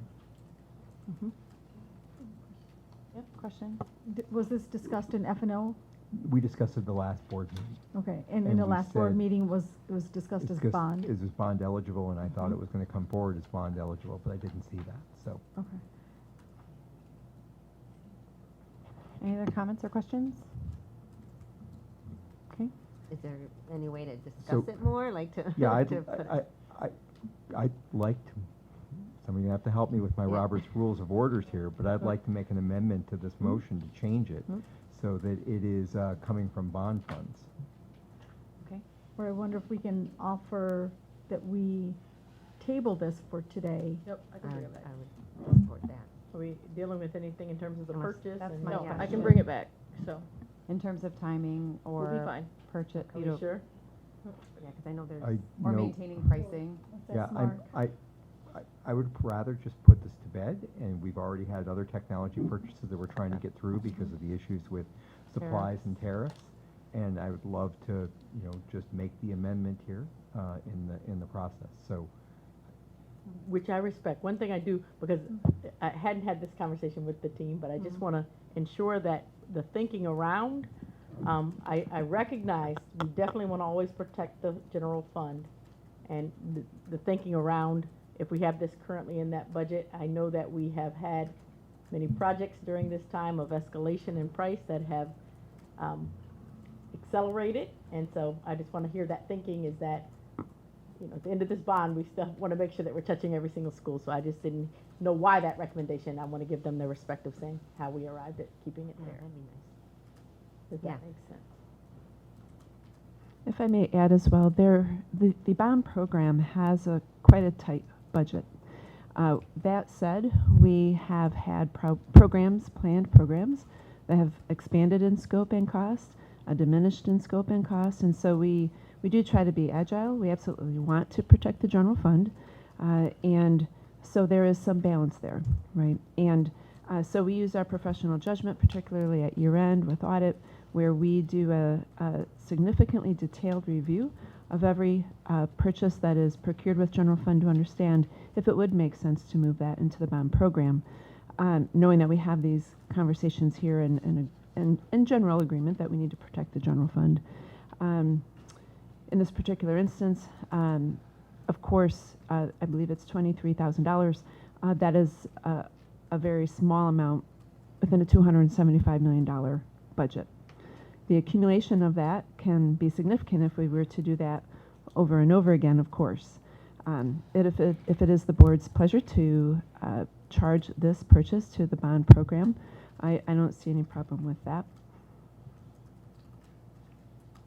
In the resolution, does it say which Yes. fund we're purchasing this out of? It does say that? Yes. Okay. 24-25 budget curriculum materials. I see. And I believe it said that in the first read as well. Yes, That's it why I did. brought it up. Yep. Because this is was not come through F&O. This came through teaching and learning. And so I didn't have a chance to talk about it in that process, but did bring it up at the last board meeting. Right. And then that's why I was following up on the process. Sorry, I wasn't here at the last board No, meeting, it's so, okay. so what was determined after you brought it up? It was bond eligible. It was bond eligible. Did the team agree that they were going to? They were going to take it back, but it came back without discussion and got without it. conversation. And Got it, got it. to me, our community our local community has always been extraordinarily supportive of in our bond projects. And we're likely to need to go out for a bond again. And when we demonstrate need, whether it be the construction of our buildings or technology purchases, that's an opportunity for us to do. And we should always maximize what we're doing into our general fund, because there's no opportunity for us to have any local support for that. Yeah, I appreciate you advocating on behalf of that. So I think there's kind of two ways that we can do this. We can either table it if we feel that it's not a time-bound request to have this amended, or read at our next board meeting with the correct language and taking that out of bond funds, or if there's a sense of urgency, then we can talk about amending this particular So just give some context that we resolution. had from our last F&O. In our last F&O, and you'll see that item coming up on the finance and operations section, is there's a consideration to purchase Chromebooks for PSEP. Granted, it's many more Chromebooks. Correct. But in that discussion, because of the concerns around tariffs, we're bringing that forward as a first and final reading. Okay. I personally would prefer to bring this, unless someone disagrees that we're going to want to do this and the administration needs more time, I'd prefer to amend this resolution to change the purchase and allow us to move forward with it tonight.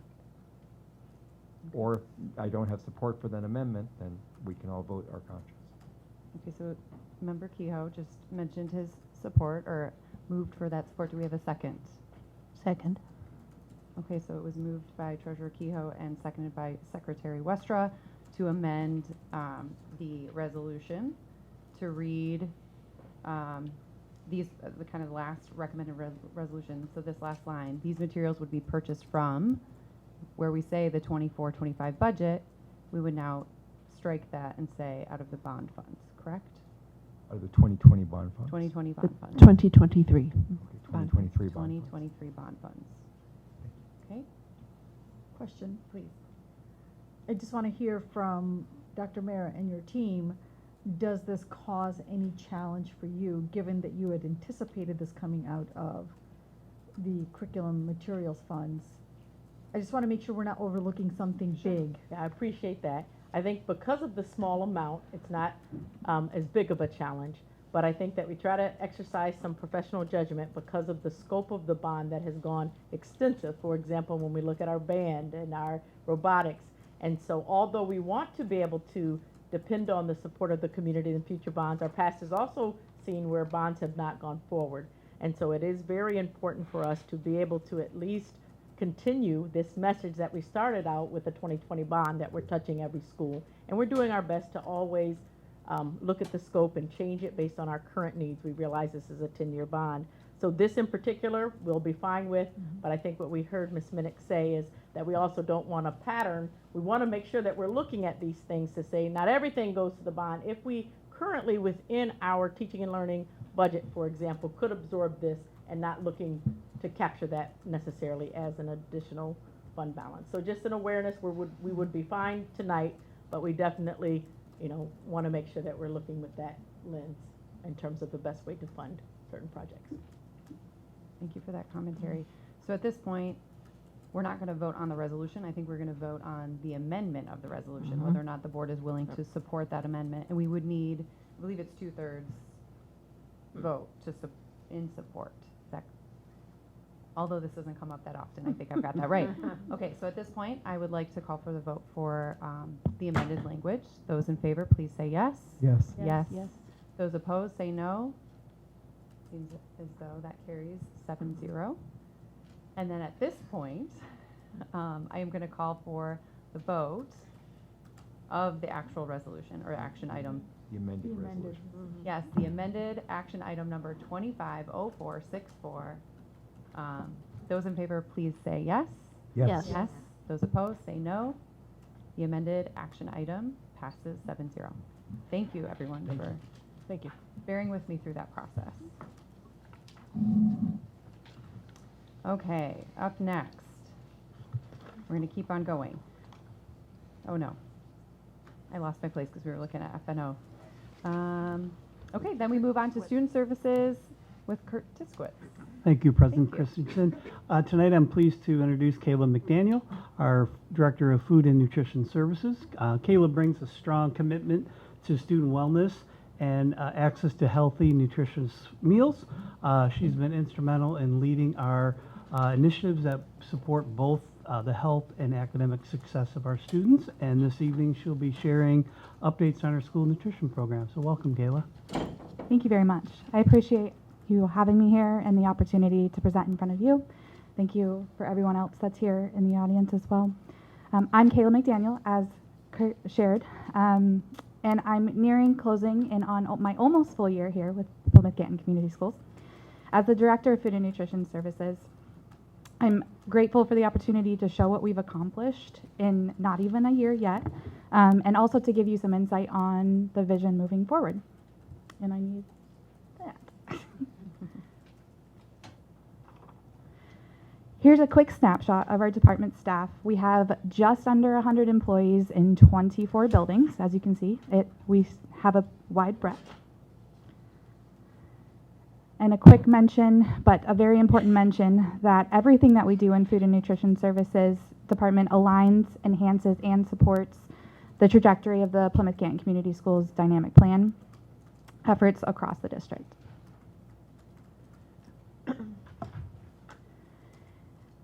The mission statement of our department in Food and Nutrition Services is that we believe children who learn to make healthy food choices and be physically active at school will continue these habits into adulthood. Our guiding principle is that nutrition security and optimal nourishment is essential to a student academic success and achievement. Our logic model here is provided in your packet, so I invite you all to review that at your leisure. This school year, we have compartmentalized and streamlined our efforts into 4 quadrants that I've exhibited here on the screen. They all come together to support what we've termed as whole child wellness this year. It's really been our theme that's guided everything that we've done. Those 4 components, or compartmentalized components, is student experience, program excellence, operations and facilities, and employee experience. Each of these help students build a positive relationship with food, which is very important to us, and make sure that they are ready to learn.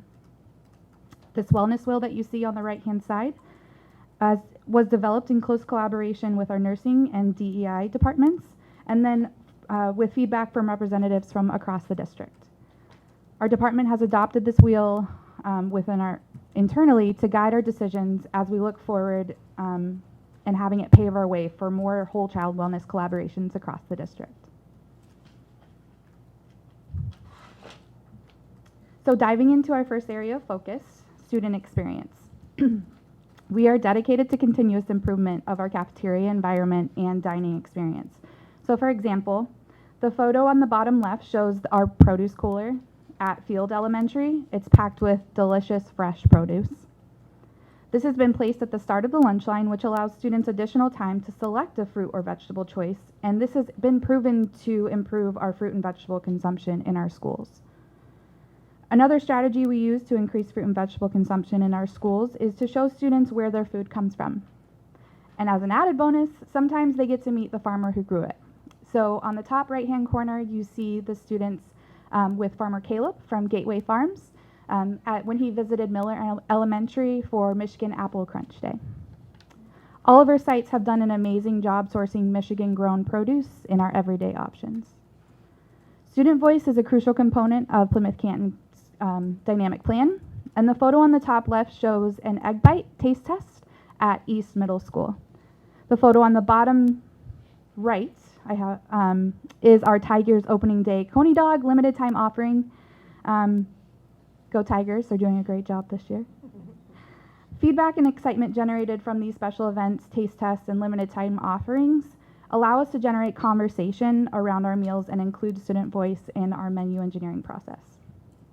So when we're developing our menus, we have a responsibility to balance a lot of things. And I've listed them on the screen for you, but just to verbalize them, we take into consideration student preferences and trends.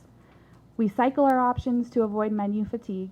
We practice responsible procurement practices, and we source locally when we can.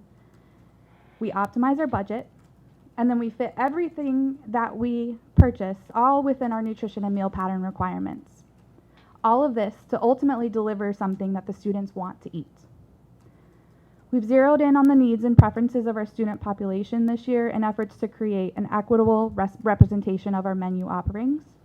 And we have a little bit of everything for someone, a little bit of something for everyone. You've got your comfort foods or your faves, so your typical American fare staples like burgers or pizza, made healthfully with whole grains, low sodium, limited added sugar. And then we challenge the palates of our students with global cuisine and on-trend flavors. And that would support global awareness through their bellies as well as through their taste buds. We've learned that a significant portion of P-CCS families identify as vegetarian. However, we found that there's a wide spectrum of interpretations of what this term means in the community. To list a few, vegan, vegetarian, pescatarian, flexitarian, lacto, or lacto-ovo vegetarian. We take all of these into consideration and we take the feedback of what families are looking for, and we've put that into our menus, and we offer vegetarian items throughout our entire week. We did Seafood Fridays starting this spring, and we plan to give nutrient-packed seafood concepts a permanent and regular place on our menu.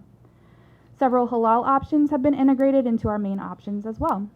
To sidebar with a quick definition, by definition, halal is an Islamic certification indicating that meat comes from healthy animals that have been humanely slaughtered.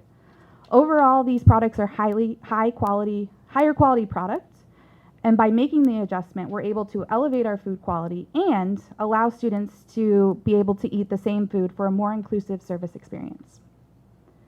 This has been huge, especially for the elementary and middle school students that really have a huge need of belonging among their peers. Food isn't nutrition if it isn't eaten, and a child that doesn't eat isn't ready to engage in school activities. We do not want any child to go hungry, so to combat that, we offer fruits and vegetables unlimited fruits and vegetables during mealtime. For the first time this year, we offered take-home meals for students who were in observance of Ramadan, which is where they fast from sun up to sundown. Even the families that did not have to take this were very grateful for that opportunity. And it allowed equitable access to the meals that they would have gotten during the day. We've boosted collaboration and successfully streamlined communication channels between our department and the nursing team. When special dietary needs and food allergies are submitted via registration and new students join, or if there's a new diagnosis that comes about, we're able to react fast and ensure that we're able to meet that accommodation and allow the student to feel safe and confident to dine with us. All of these efforts and more are ultimately to ensure equitable access to nutritious school breakfast and lunch to all students. Something near and dear to my heart that I would be amiss without mentioning is that 4 of our 8 preschool sites have adopted family-style dining experience this year. Food is served in the middle of the table and students use child-sized utensils to scoop the food on their plate. The teachers eat at the table with their students during mealtime. There are many benefits to family-style dining, including fine motor development, self-regulation, positive and meaningful conversations about food, less food waste, and boosting food acceptance. Our preschool program is rapidly growing, and our department is committed to providing a family-style dining experience for all preschoolers starting next year. We are also opting into the Child and Adult Care Food Program, a program very similar to the programs by which we're reimbursed for our K-12 breakfast and lunches, in order to maximize qualifying meal reimbursements and provide free preschool meals to all P-CCS families. We are recipients of what's known as the 10 cents a meal grant. This program allows us funding to offset the costs of procurement and labor associated with processing and transporting and sourcing locally grown fruits, vegetables, and legumes. The QR code on the bottom left-hand side of your screen will take you to a Farm to Student magazine that has been created for our department that provides both nutrition education and information on local farms from which we source. The team has done a phenomenal job leveraging this funding to feature Michigan Mondays and Plant Forward Fridays in our menus. We were actually the first district in the state of Michigan to successfully source, purchase, and incorporate locally Michigan-grown organic legumes into scratch-made recipes in our menus. Plymouth Orchard was featured in our back-to-school bash with ciders and donuts with Monica, and their Plymouth Orchard's apples were crunched during the Michigan Apple Crunch Day in our schools. And in the first half of the year, we handed out at Discovery Middle School our harvest packs, which provided local produce from Gateway Farms right here in Plymouth.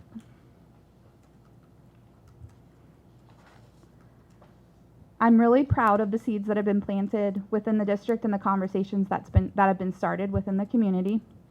Our dietitian, Ann Whetstone, is a preceptor for dietetic interns from Madonna and Wayne State University.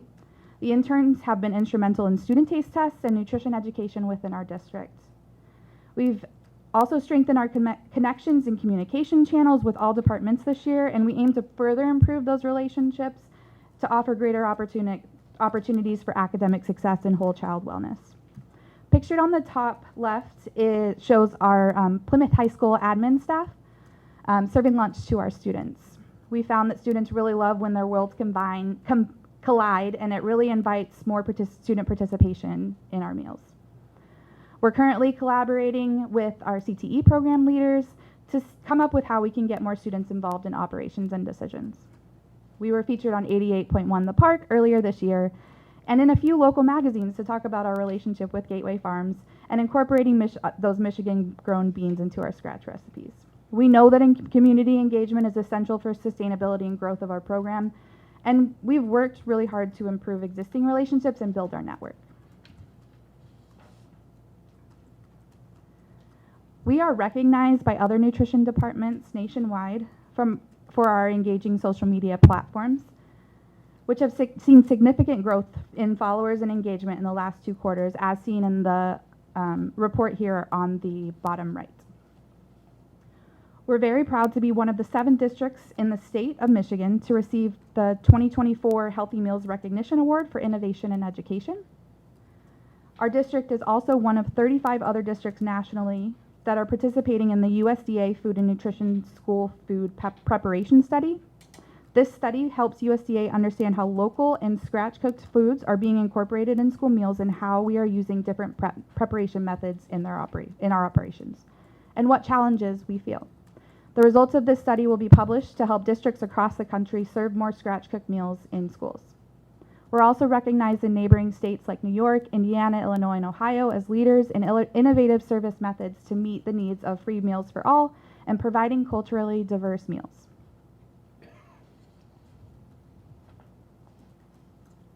When comparing meal counts from 23-24 school year, we've served 31,000 more meals year to date. For school year 25-26, we are projected to realize a 3% increase and in total meals served from last year for a forecasted total of 2.2 million meals. We know this is in direct correlation with the Michigan School Meals for All approval for the second year in a row by Governor Gretchen Whitmer. When compared to 22-23 meal counts, our participation, number of students choosing to eat breakfast and lunch with us has doubled. This aggressive increase in demand has required us to dial in our facilities and operations. We aim for understanding of what we have, what we need, and how we can plan for our future. We are moving away from excess packaging as much as we possibly can and quick prep items that were most common, albeit necessary, during COVID emergency feeding. As we make that transition, we're assessing our facilities for its capabilities to support more scratch cooking and storage of ingredients. We've partnered with Brigade, who's a group of classically trained chefs who specialize in school nutrition, to help us reach our goals for a stronger culinary culture in our kitchens. We utilize MenuLogic K-12 to communicate our menus with the public externally, and internally it helps us analyze our participation data, analyze our food financial activity in real time, and we use that data to optimize our budget and menu engineering practices. Most of our kitchens were simply not originally designed to serve and store the amount for the number of students that we serve today, but that doesn't stop my incredible team from doing it anyway. We have identified creative ways to optimize the kitchen layouts. I'm sorry, like food is love, you know? So we have identified creative ways to optimize kitchen layouts and extend our storage capabilities. Nevertheless, we are anxiously awaiting upcoming scheduled bond improvements, including Farron and Salem, which we're excited about this summer in collaboration with the bond team. These improvements will not only optimize the kitchen efficiency and space availability, but will also help us continue to grow our program and achieve our vision. And for our final and most foundational area of focus, our employee experience. Our staff are responsible for the heart and soul ingredient of our food served to our students. They make the magic happen every single day. We've made an effort to invest in our staff, not just with fair pay, but also to grow their skill set, knowledge, and support their well-being. We have increased the availability of training and professional development opportunities for all staff this year, and we plan to continue to grow our training program. A recent initiative we have started in the last month is what we like to call Level Up Training, which is essentially like a boss for a day model in cross-training opportunity. We anticipate that this will allow more team members to be ready and willing to grow with us, and it will limit operational interruptions with more people to be able to do the work when coverage is necessary. We're working to dial in specialized roles and optimizing job responsibilities. So for example, we've seen a huge benefit in those preschool programs with a newly added early childhood mealtime specialist, and we believe the positions will be instrumental in supporting that pre-K growth. This has been a great year in learning about one another and our communication styles. My team values transparency and context in decision making, I think, as does our community. And they thrived when we successfully deliver consistent messaging and clear expectations of their roles and responsibilities. I trust if we can do these things for them, my staff will be committed to the team vision and bloom in their own buildings. Everything you saw and heard today is made possible by those cafeteria team members who have a deeply rooted passion to serve these students. This is why it's very important for us to focus on improving the employee experience as we look forward to increased employee commitment, skill, and retention. They mean a lot to me. The outcome that you see is that high-class customer service, nutritious, high-quality meals that prepare students to learn and engage in school, and meaningful relationships with the food and nutrition services team members that they can count on and always remember. I said I wasn't going to do that. In my final note, looking back, it's amazing to see what we've accomplished, and it's not even been a full school year. Truth be told, I didn't have enough time to tell you everything I wanted to share with you today, but I'm so excited to take these accomplishments and look forward to what's to come as we look to the future. We know we're going to partner with the community to bring new food options to students, continue to offer a variety of culturally relevant food choices, increase student-led influence and collaboration, and continue to focus on local and grow our network of farmers and local vendors to support Michigan Grow. And some more beautiful pictures for you to look at. I invite any questions that you all have for me. Thank you so much for the opportunity. Thank you for your presentation. We'll start with Josh. First of all, thank you. You're clearly very passionate of this work, and I have a lot to talk about, so I'm going to go really fast. First of all, freshman year, all I ate was PB&Js and like a Capri Sun for lunch, and now I'm eating a wide variety of food from our schools. So just want to highlight that. I went from PB&J to like all these crazy dishes. Another thing I want to highlight is the harvest packs. My family, they had a huge success in our family, so every week we had a time around the phone to go get them. It was like really well received in our family, and I know many others that were as well. I just also want to bring up the SVA had the ability a couple months ago to provide feedback on some of these food items, and we would love to do that again as well, and seeing some of those in our lunch lines has been really cool as well.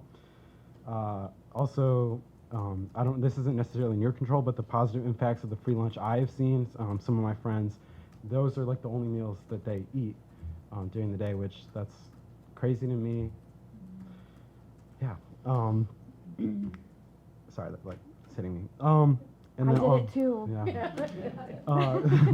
And then lastly, it's really the lunch ladies. There's a huge, I especially, and I know a lot of students have a huge connection, more than you would think, with them. Every day I go through the line and I talk to them, and they really, like in the few minutes that you see them a day, it provides such an impact on, I don't think that's necessarily realized, and it's there, so. Thank you, Josh. Thank you for sharing that, Josh. Yeah. Member Voss. Thank you. I think our nutrition and food service department is one of the best parts of our district. Knowing so many of the employees that you work with, we really are blessed in what we have. I have children in all levels, and the things that they tell me, like Josh said, that they talk to their lunch staff about, the way that we started a new elementary school this year, and some of the first greeters to us were the lunch ladies. Welcome to our school. We're so excited to meet you. That's just amazing. And so thank you for having those people, work, and thank you for helping them to, go further. I think that's great. The only thing that I wonder about, I watched the lunch menu on Friday. At the elementary school, I noticed there was no fish during Lent, and I wondered, I saw it at the high school and the middle school. I wondered why no Lent at the elementary level, or no fish at the elementary level. I just worry about, the separation of church and state. We sent home meals for Ramadan, yet, why no fish? If we're gonna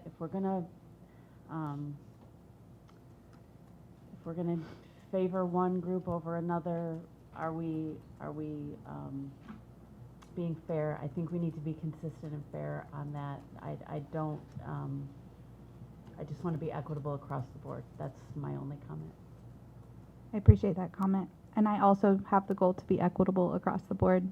And a lot of what we've done is data driven, and this is feedback stating that it's necessary at the elementary school as well. And I appreciate that feedback. Thank you.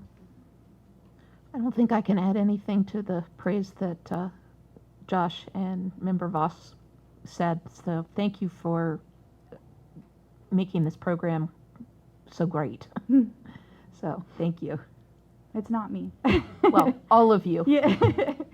So we got the opportunity to hear an extended version of this Yes. presentation at FNO, and I was really impressed with how you not only pulled the vast majority of everything that you wanted to talk about at FNO forward in a really concise way, but also took all of our feedback, or most of our feedback and conversations, and incorporated that seamlessly into the presentation. Thank you.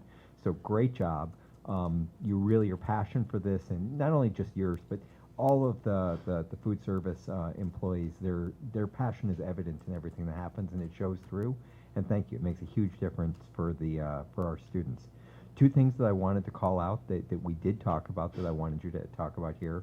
One is the conversation that we had around food waste, especially around the free meals, and you had some really great strategies and work that you're doing there. And the second was some of the really interesting new foods that you'd introduced. Maybe you could talk about that as well. Sure. So the comment that was made at FNO was particularly speaking on when they go through the lunch line, a student is required for a reimbursable meal. In order for us to get our reimbursement, they have to take a fruit or a vegetable, and they have to take 3 of the 5 offered components. So the comment that was made was, if that student ultimately doesn't want to eat everything that was taken, or we also pre-packaged some things to make efficiency in balancing some of the bulleted things that I kind of went over, trying to optimize efficiency. That does, when they open the package, it might contain something that maybe is pre-packaged in itself and they might not want to eat. In most of our schools, we have what's called a share cart. And so after they've left the line, or even after they've eaten what they've wanted to eat, if it's something that is prepackaged or has a skin that can be washed, or nothing that's hot really or needs to be temperature controlled, it can go in the food cart, or excuse me, the share cart. And it also gives the opportunity, if a student has finished their meal, they can get up and access the share cart and get any additional offerings that they would like. And then I did quickly and concisely go over the fact that kind of the opposite end of that spectrum is, if they do feel more hungry in a particular day, we encourage them to load their tray with fruits and vegetables. So I did mention, unlimited fruits and vegetables, just trying to boost that consumption of those nutrient-dense foods. And then on the, just touching on the packaging, we are going more to leaning more and more into scratch cooking, but again, that works hand in hand with the progress we make in preparing our storage and operational facilities. We just launched this week, and Claudia is probably going to kick me for saying it, but we just launched this week a build your own bento concept. So previously we were building different concepts for them. We've allowed them to choose individual, like the items and components that would make up their own bento box themselves. So really trying to limit the amount of packaging. It was necessary at one time, but I think we can transition away from that at this point, and that's what we're trying to do. I know you had another part of that question. Really interesting new foods that you would introduce New our foods, yes. students. So in the center picture right there, that adorable young lady is holding a kumquat. If you haven't enjoyed a kumquat before, the outside is sweet and the inside is very tart and sour. So it's quite the experience, and kids go crazy about it. I will go back to, I had the opportunity to get a limited stock of what is called a cucamelon. I think that's what what you're very excited about me talking about. It looks like a little Barbie watermelon. It tastes like a cucumber with a zest of lime, and that it has an awesome crunch as you bite into it. We also have figs right there in the picture, watermelon radishes. We have moon grapes pictured there, and honestly, our kids are trying beets. They're trying pink lady pineapples. So we're really building excitement around particularly produce, which is really cool. Thank you. I have no I'm like gobsmacked. I think this is really cool. I often bring my kids into my commentary at these board meetings. I have an elementary age student and a middle schooler, and I will say it was notable. Some of the menu offerings that have shifted or expanded this year. Fortunately enough, my kids are very adventurous eaters, so they were jazzed to see some of these things that they didn't normally see. So thank you for the presentation and all your hard work this year, to you and your team, really. Thank you. Yeah, second that and third everything that people have said. Thank you for your passion and all that you do. Thanks for listening to the students. I know last year or the year before in SVA, there was feedback in terms of how some items, by the time students got there, like if they were vegetarian, those items weren't there. I'm assuming those things have been resolved, and so again, thank you for listening to the students. I went on the website, and I appreciate that items have nutritional content and allergens. Great job, because I know some schools that are still struggling with that. So kudos to you on that. One question I have is, do you offer non-dairy milk? We offer, so currently the way we're structured is dairy is kind of the standard that's out, and then we have any accommodation form that we receive, we accommodate. I am able to source a lactose free if there's a need, but anything beyond what's nutritionally equivalent to a carton of milk, I would have to have a special accommodation form, but by which we will provide whatever's necessary for students that need So it. if a student needs soy or almond milk, they would be able to fill out that form and That's get those correct. things. Okay, that's correct. Thanks. I think I just, from cooking at home, it's enough, like, I can't even imagine with all the kids. And I'm just like, oh my God. So They make it worth it, though.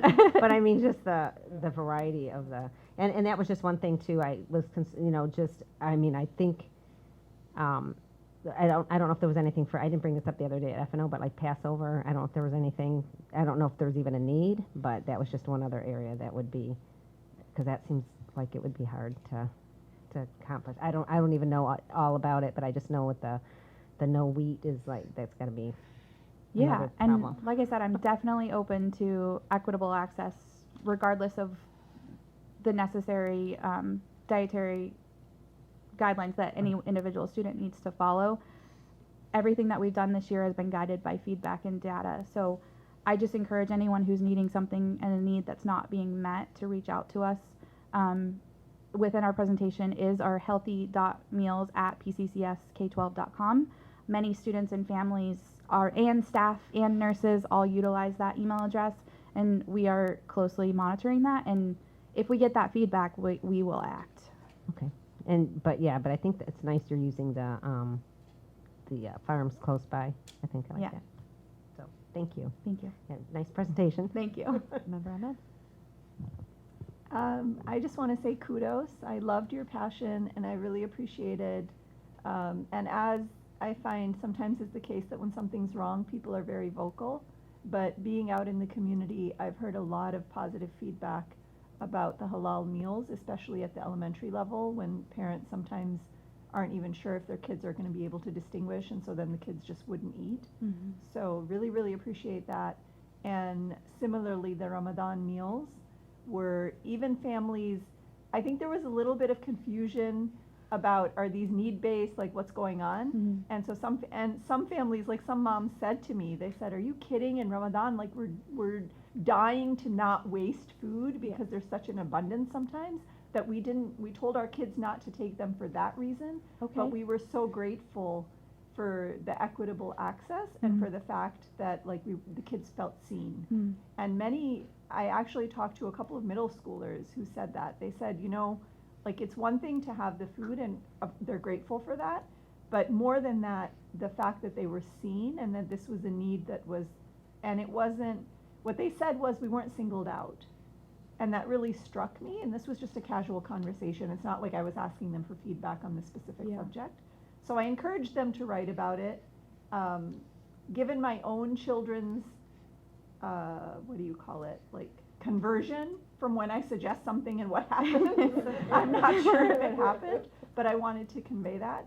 And I also really appreciate your bringing up the reduction of packaging, the cooking from scratch. And one question I would just have, which is it doesn't need to be answered right now, but I'm just curious about whether there's a consideration about maybe encouraging composting and also sort of like lifting up the reduction of food waste among the student population. So, but It's definitely in the conversation to figure out in our whole equation. So, yeah. Thank you. Really Thank you. appreciate it. If I might add to the share cart, another thing that I've seen students, especially more this year than last year, would be that like if I wanted like 2 watermelon pouches and I see one in the share cart, I'm not going to grab 2. I'm going to instead grab 1 to meet my fruit requirement and then go grab one from the share cart. I've noticed more and more kids doing that. So it's again reducing waste. And kids have noticed that on their own, and I think that's also being suggested to them. So. Awesome. That's cool. Thank you. Thank you so much. All right, thank you.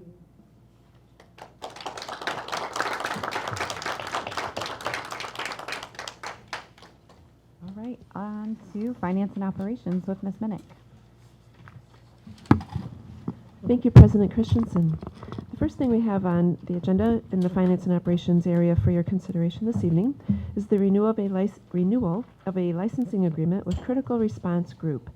The district received a State of Michigan grant in 2023 to partner with Critical Response Group to develop detailed billing maps for all district facilities.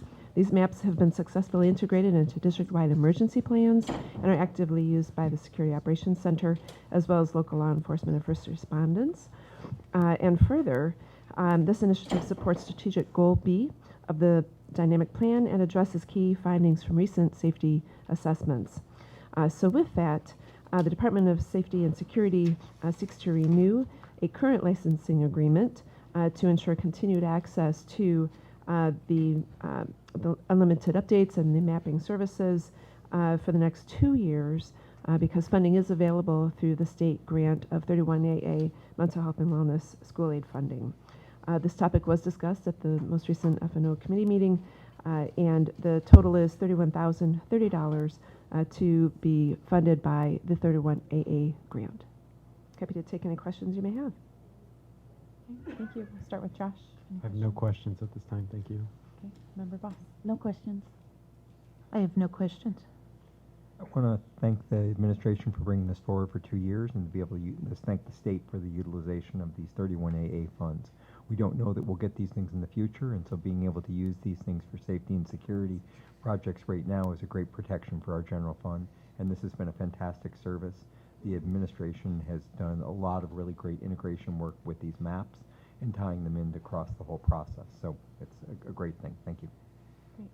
I guess I have a question just around the maps themselves. In terms of the service, obviously this is helping us create those maps of each building, and as we're going through the bond program, we know that we're touching every building and those buildings are changing, right? So these are providing an updated set of those plans. Exactly. At what, after this 2-year process, will we be left with something physical in our hands, or does that evaporate? It's a terrific question. Yeah. I might turn it over to Mr. Tiskowitz to answer that. Thank you. Yeah, they become our property. Okay. What we've done, and it's been very seamless, is we've used these maps in our Vigilance system. They're like an overlay. Yeah. And so we've been able to tie in all of our security equipment onto these maps as well.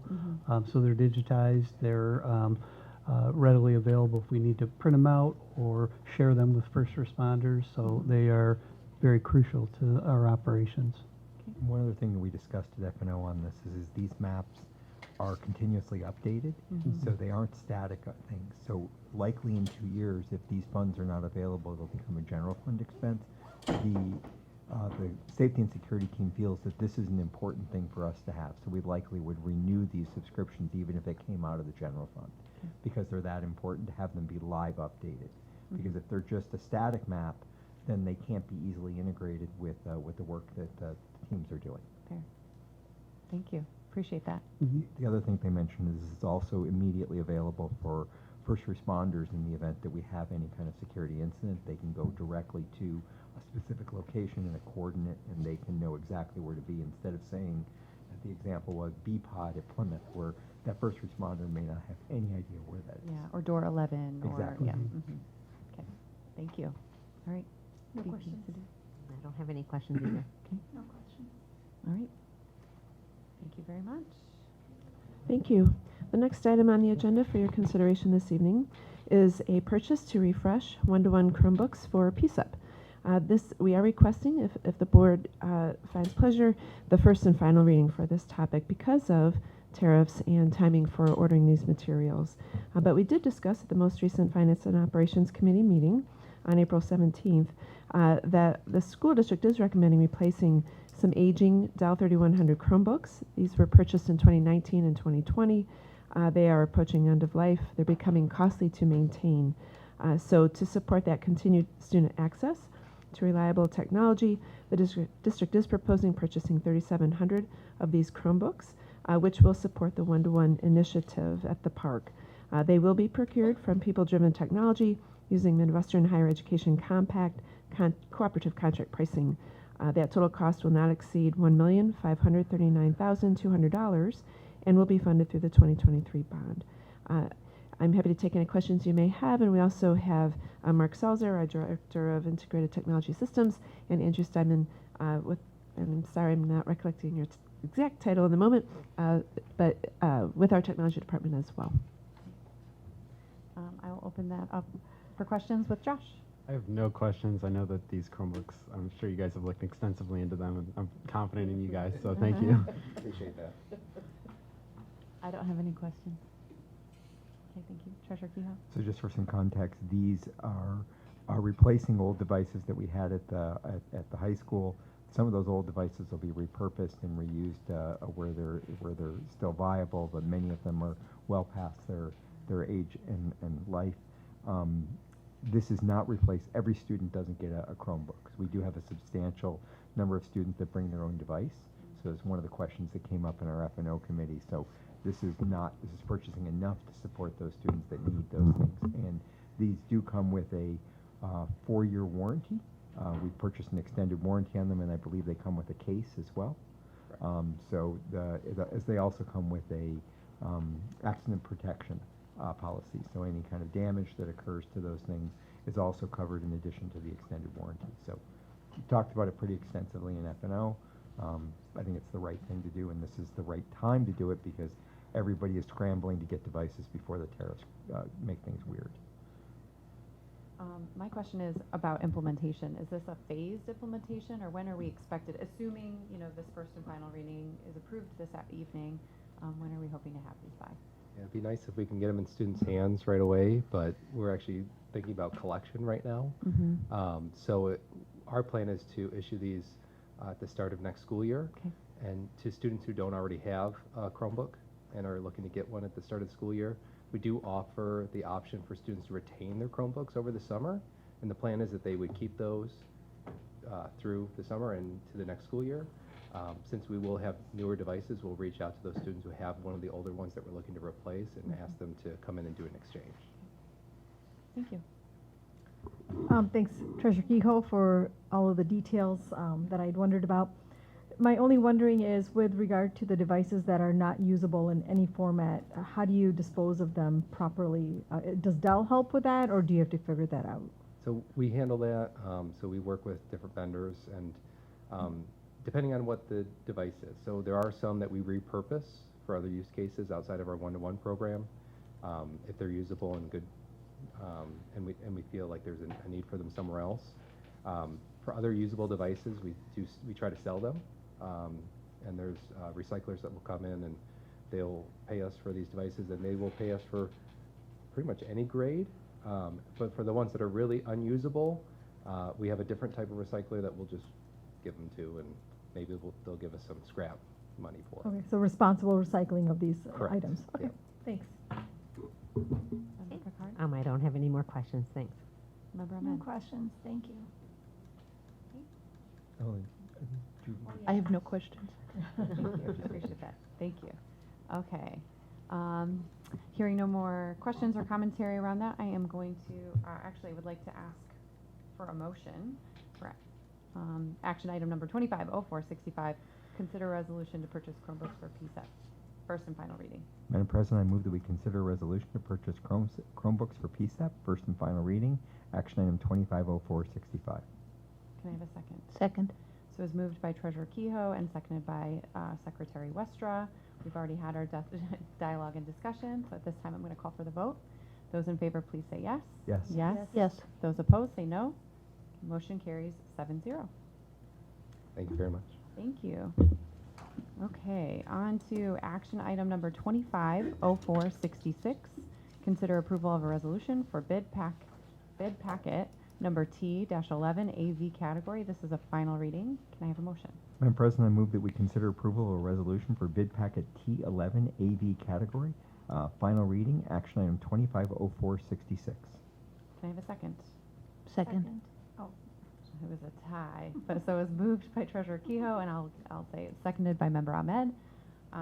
We did discuss this at the last meeting, but do we have any other follow-up questions or commentary around this resolution? No? Hearing none, I'll call for the vote. Those in favor, please say yes. Yes. Yes. Those opposed, say no. Motion carries 7-0. Thank you. And the final topic on our Finance and Operations Committee review is approval to purchase track and field equipment for our new third stadium. As you know, we are building a beautiful third stadium there on our PSUP campus, and in addition to football and other sports that will be played there, we're also building a brand new track around that field. And so it would seem we would naturally want to purchase track and field equipment in order to run that sport at that field. So just as part of that course of business, then we are recommending that the equipment be purchased from Aluminum Athletic Equipment Company using a cooperative contract pricing for a total cost of $116,354.60 to be funded by the 2023 bond. This matter was presented at the most recent F&O committee meeting, as we mentioned, and the types of equipment that is being purchased are your basic pole vault and hurdles and those types of things that would be necessary in order to host track and field competitions. I'm happy to take any questions you may have. Thank you. Thank you. I will kick it over to Member Voss. Any questions for you? No questions.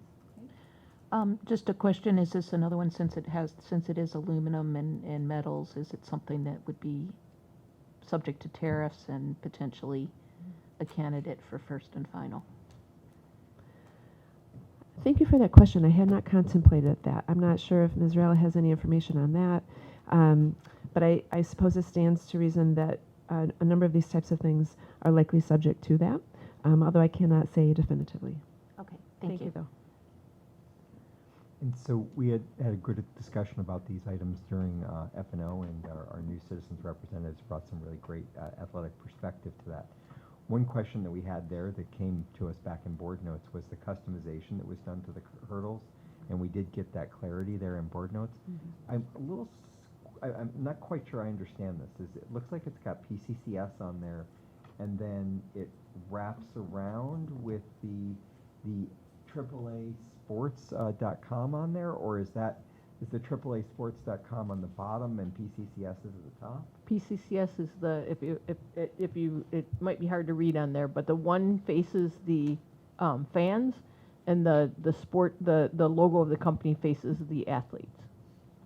So P-CCS faces the audience, so the fans. So I guess my question is why are we having like the logo of the company on there? It just like, are they paying for us to have their logo so prominently featured on our product when we're having to pay for this customization?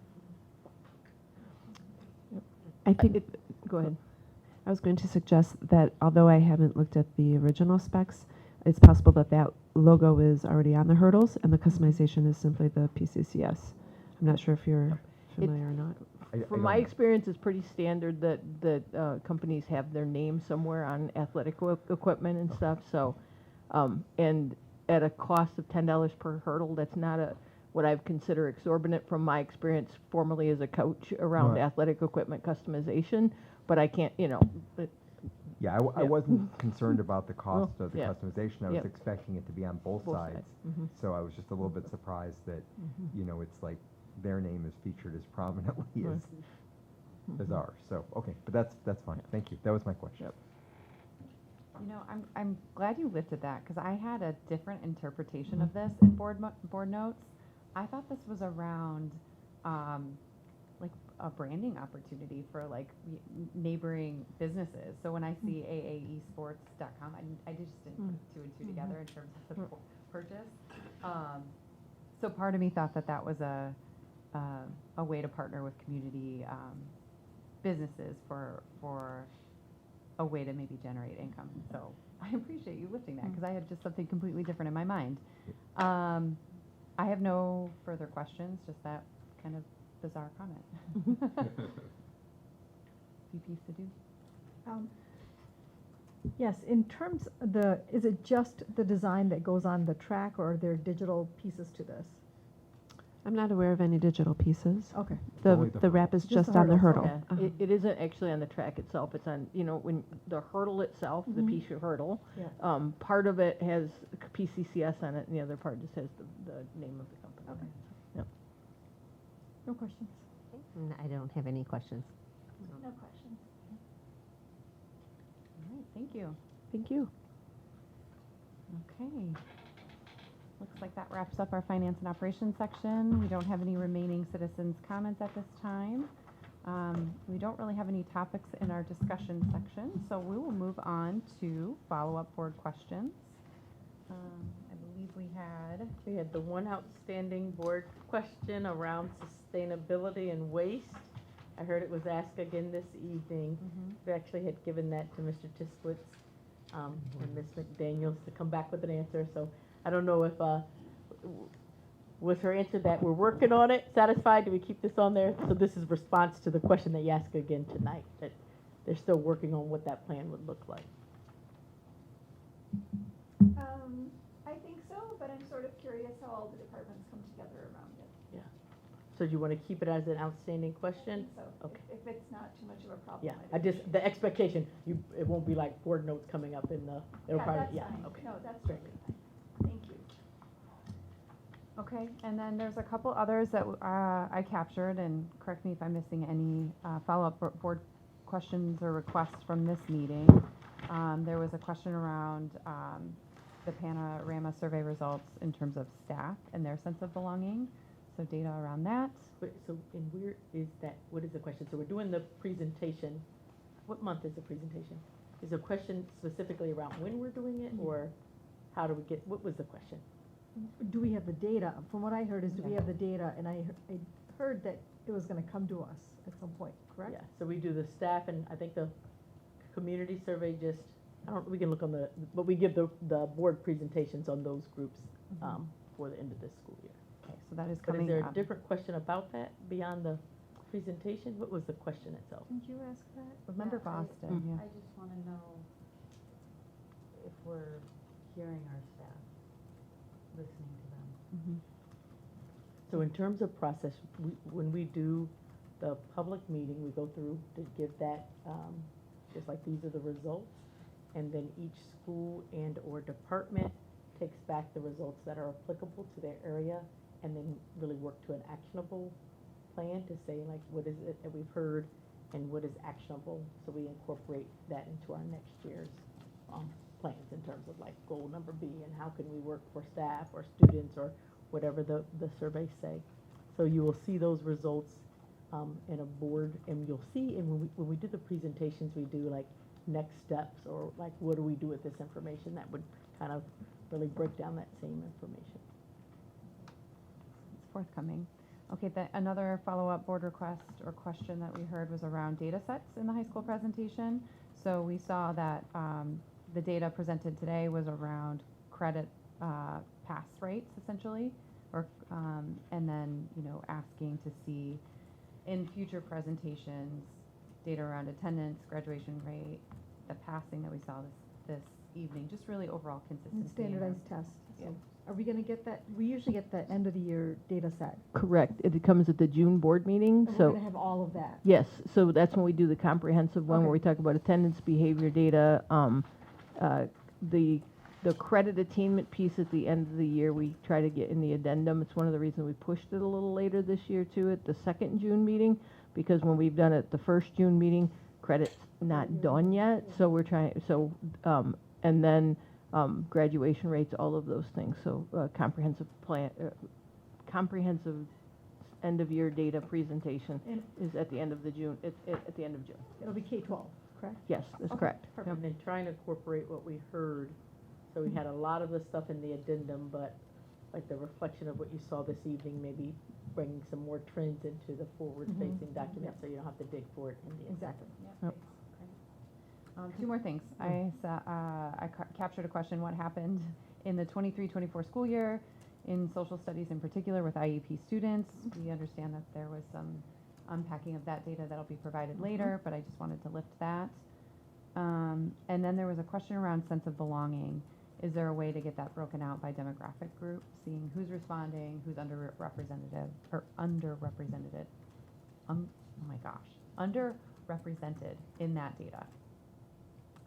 Anything else that I missed? Yes. Go ahead. I'm sorry. No, go ahead. You go. No, I was just going to say, we didn't get to, ask the question, but according to that, is there any way we can see what the survey is? What's on the survey? The survey is public on the website now, so any. Oh, it is, yeah. how the kids respond. Yeah, Okay. yeah. All right. Yep, but we can put the link in board notes, Okay. but yeah. And then we also do the link at the end of the year in the end of year presentation too, every time we do the panorama. But it's live on our website at any Okay, time great, too. Thanks, yep. Okay, anything else that I may have missed? We are sharing the QR code that includes the HIV materials, the slide deck, and we'll share that in board notes this Friday. All right.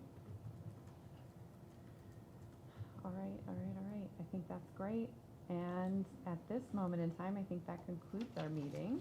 So I will adjourn the meeting at exactly 10 p.m. You guys, we started at 7 p.m. and we ended at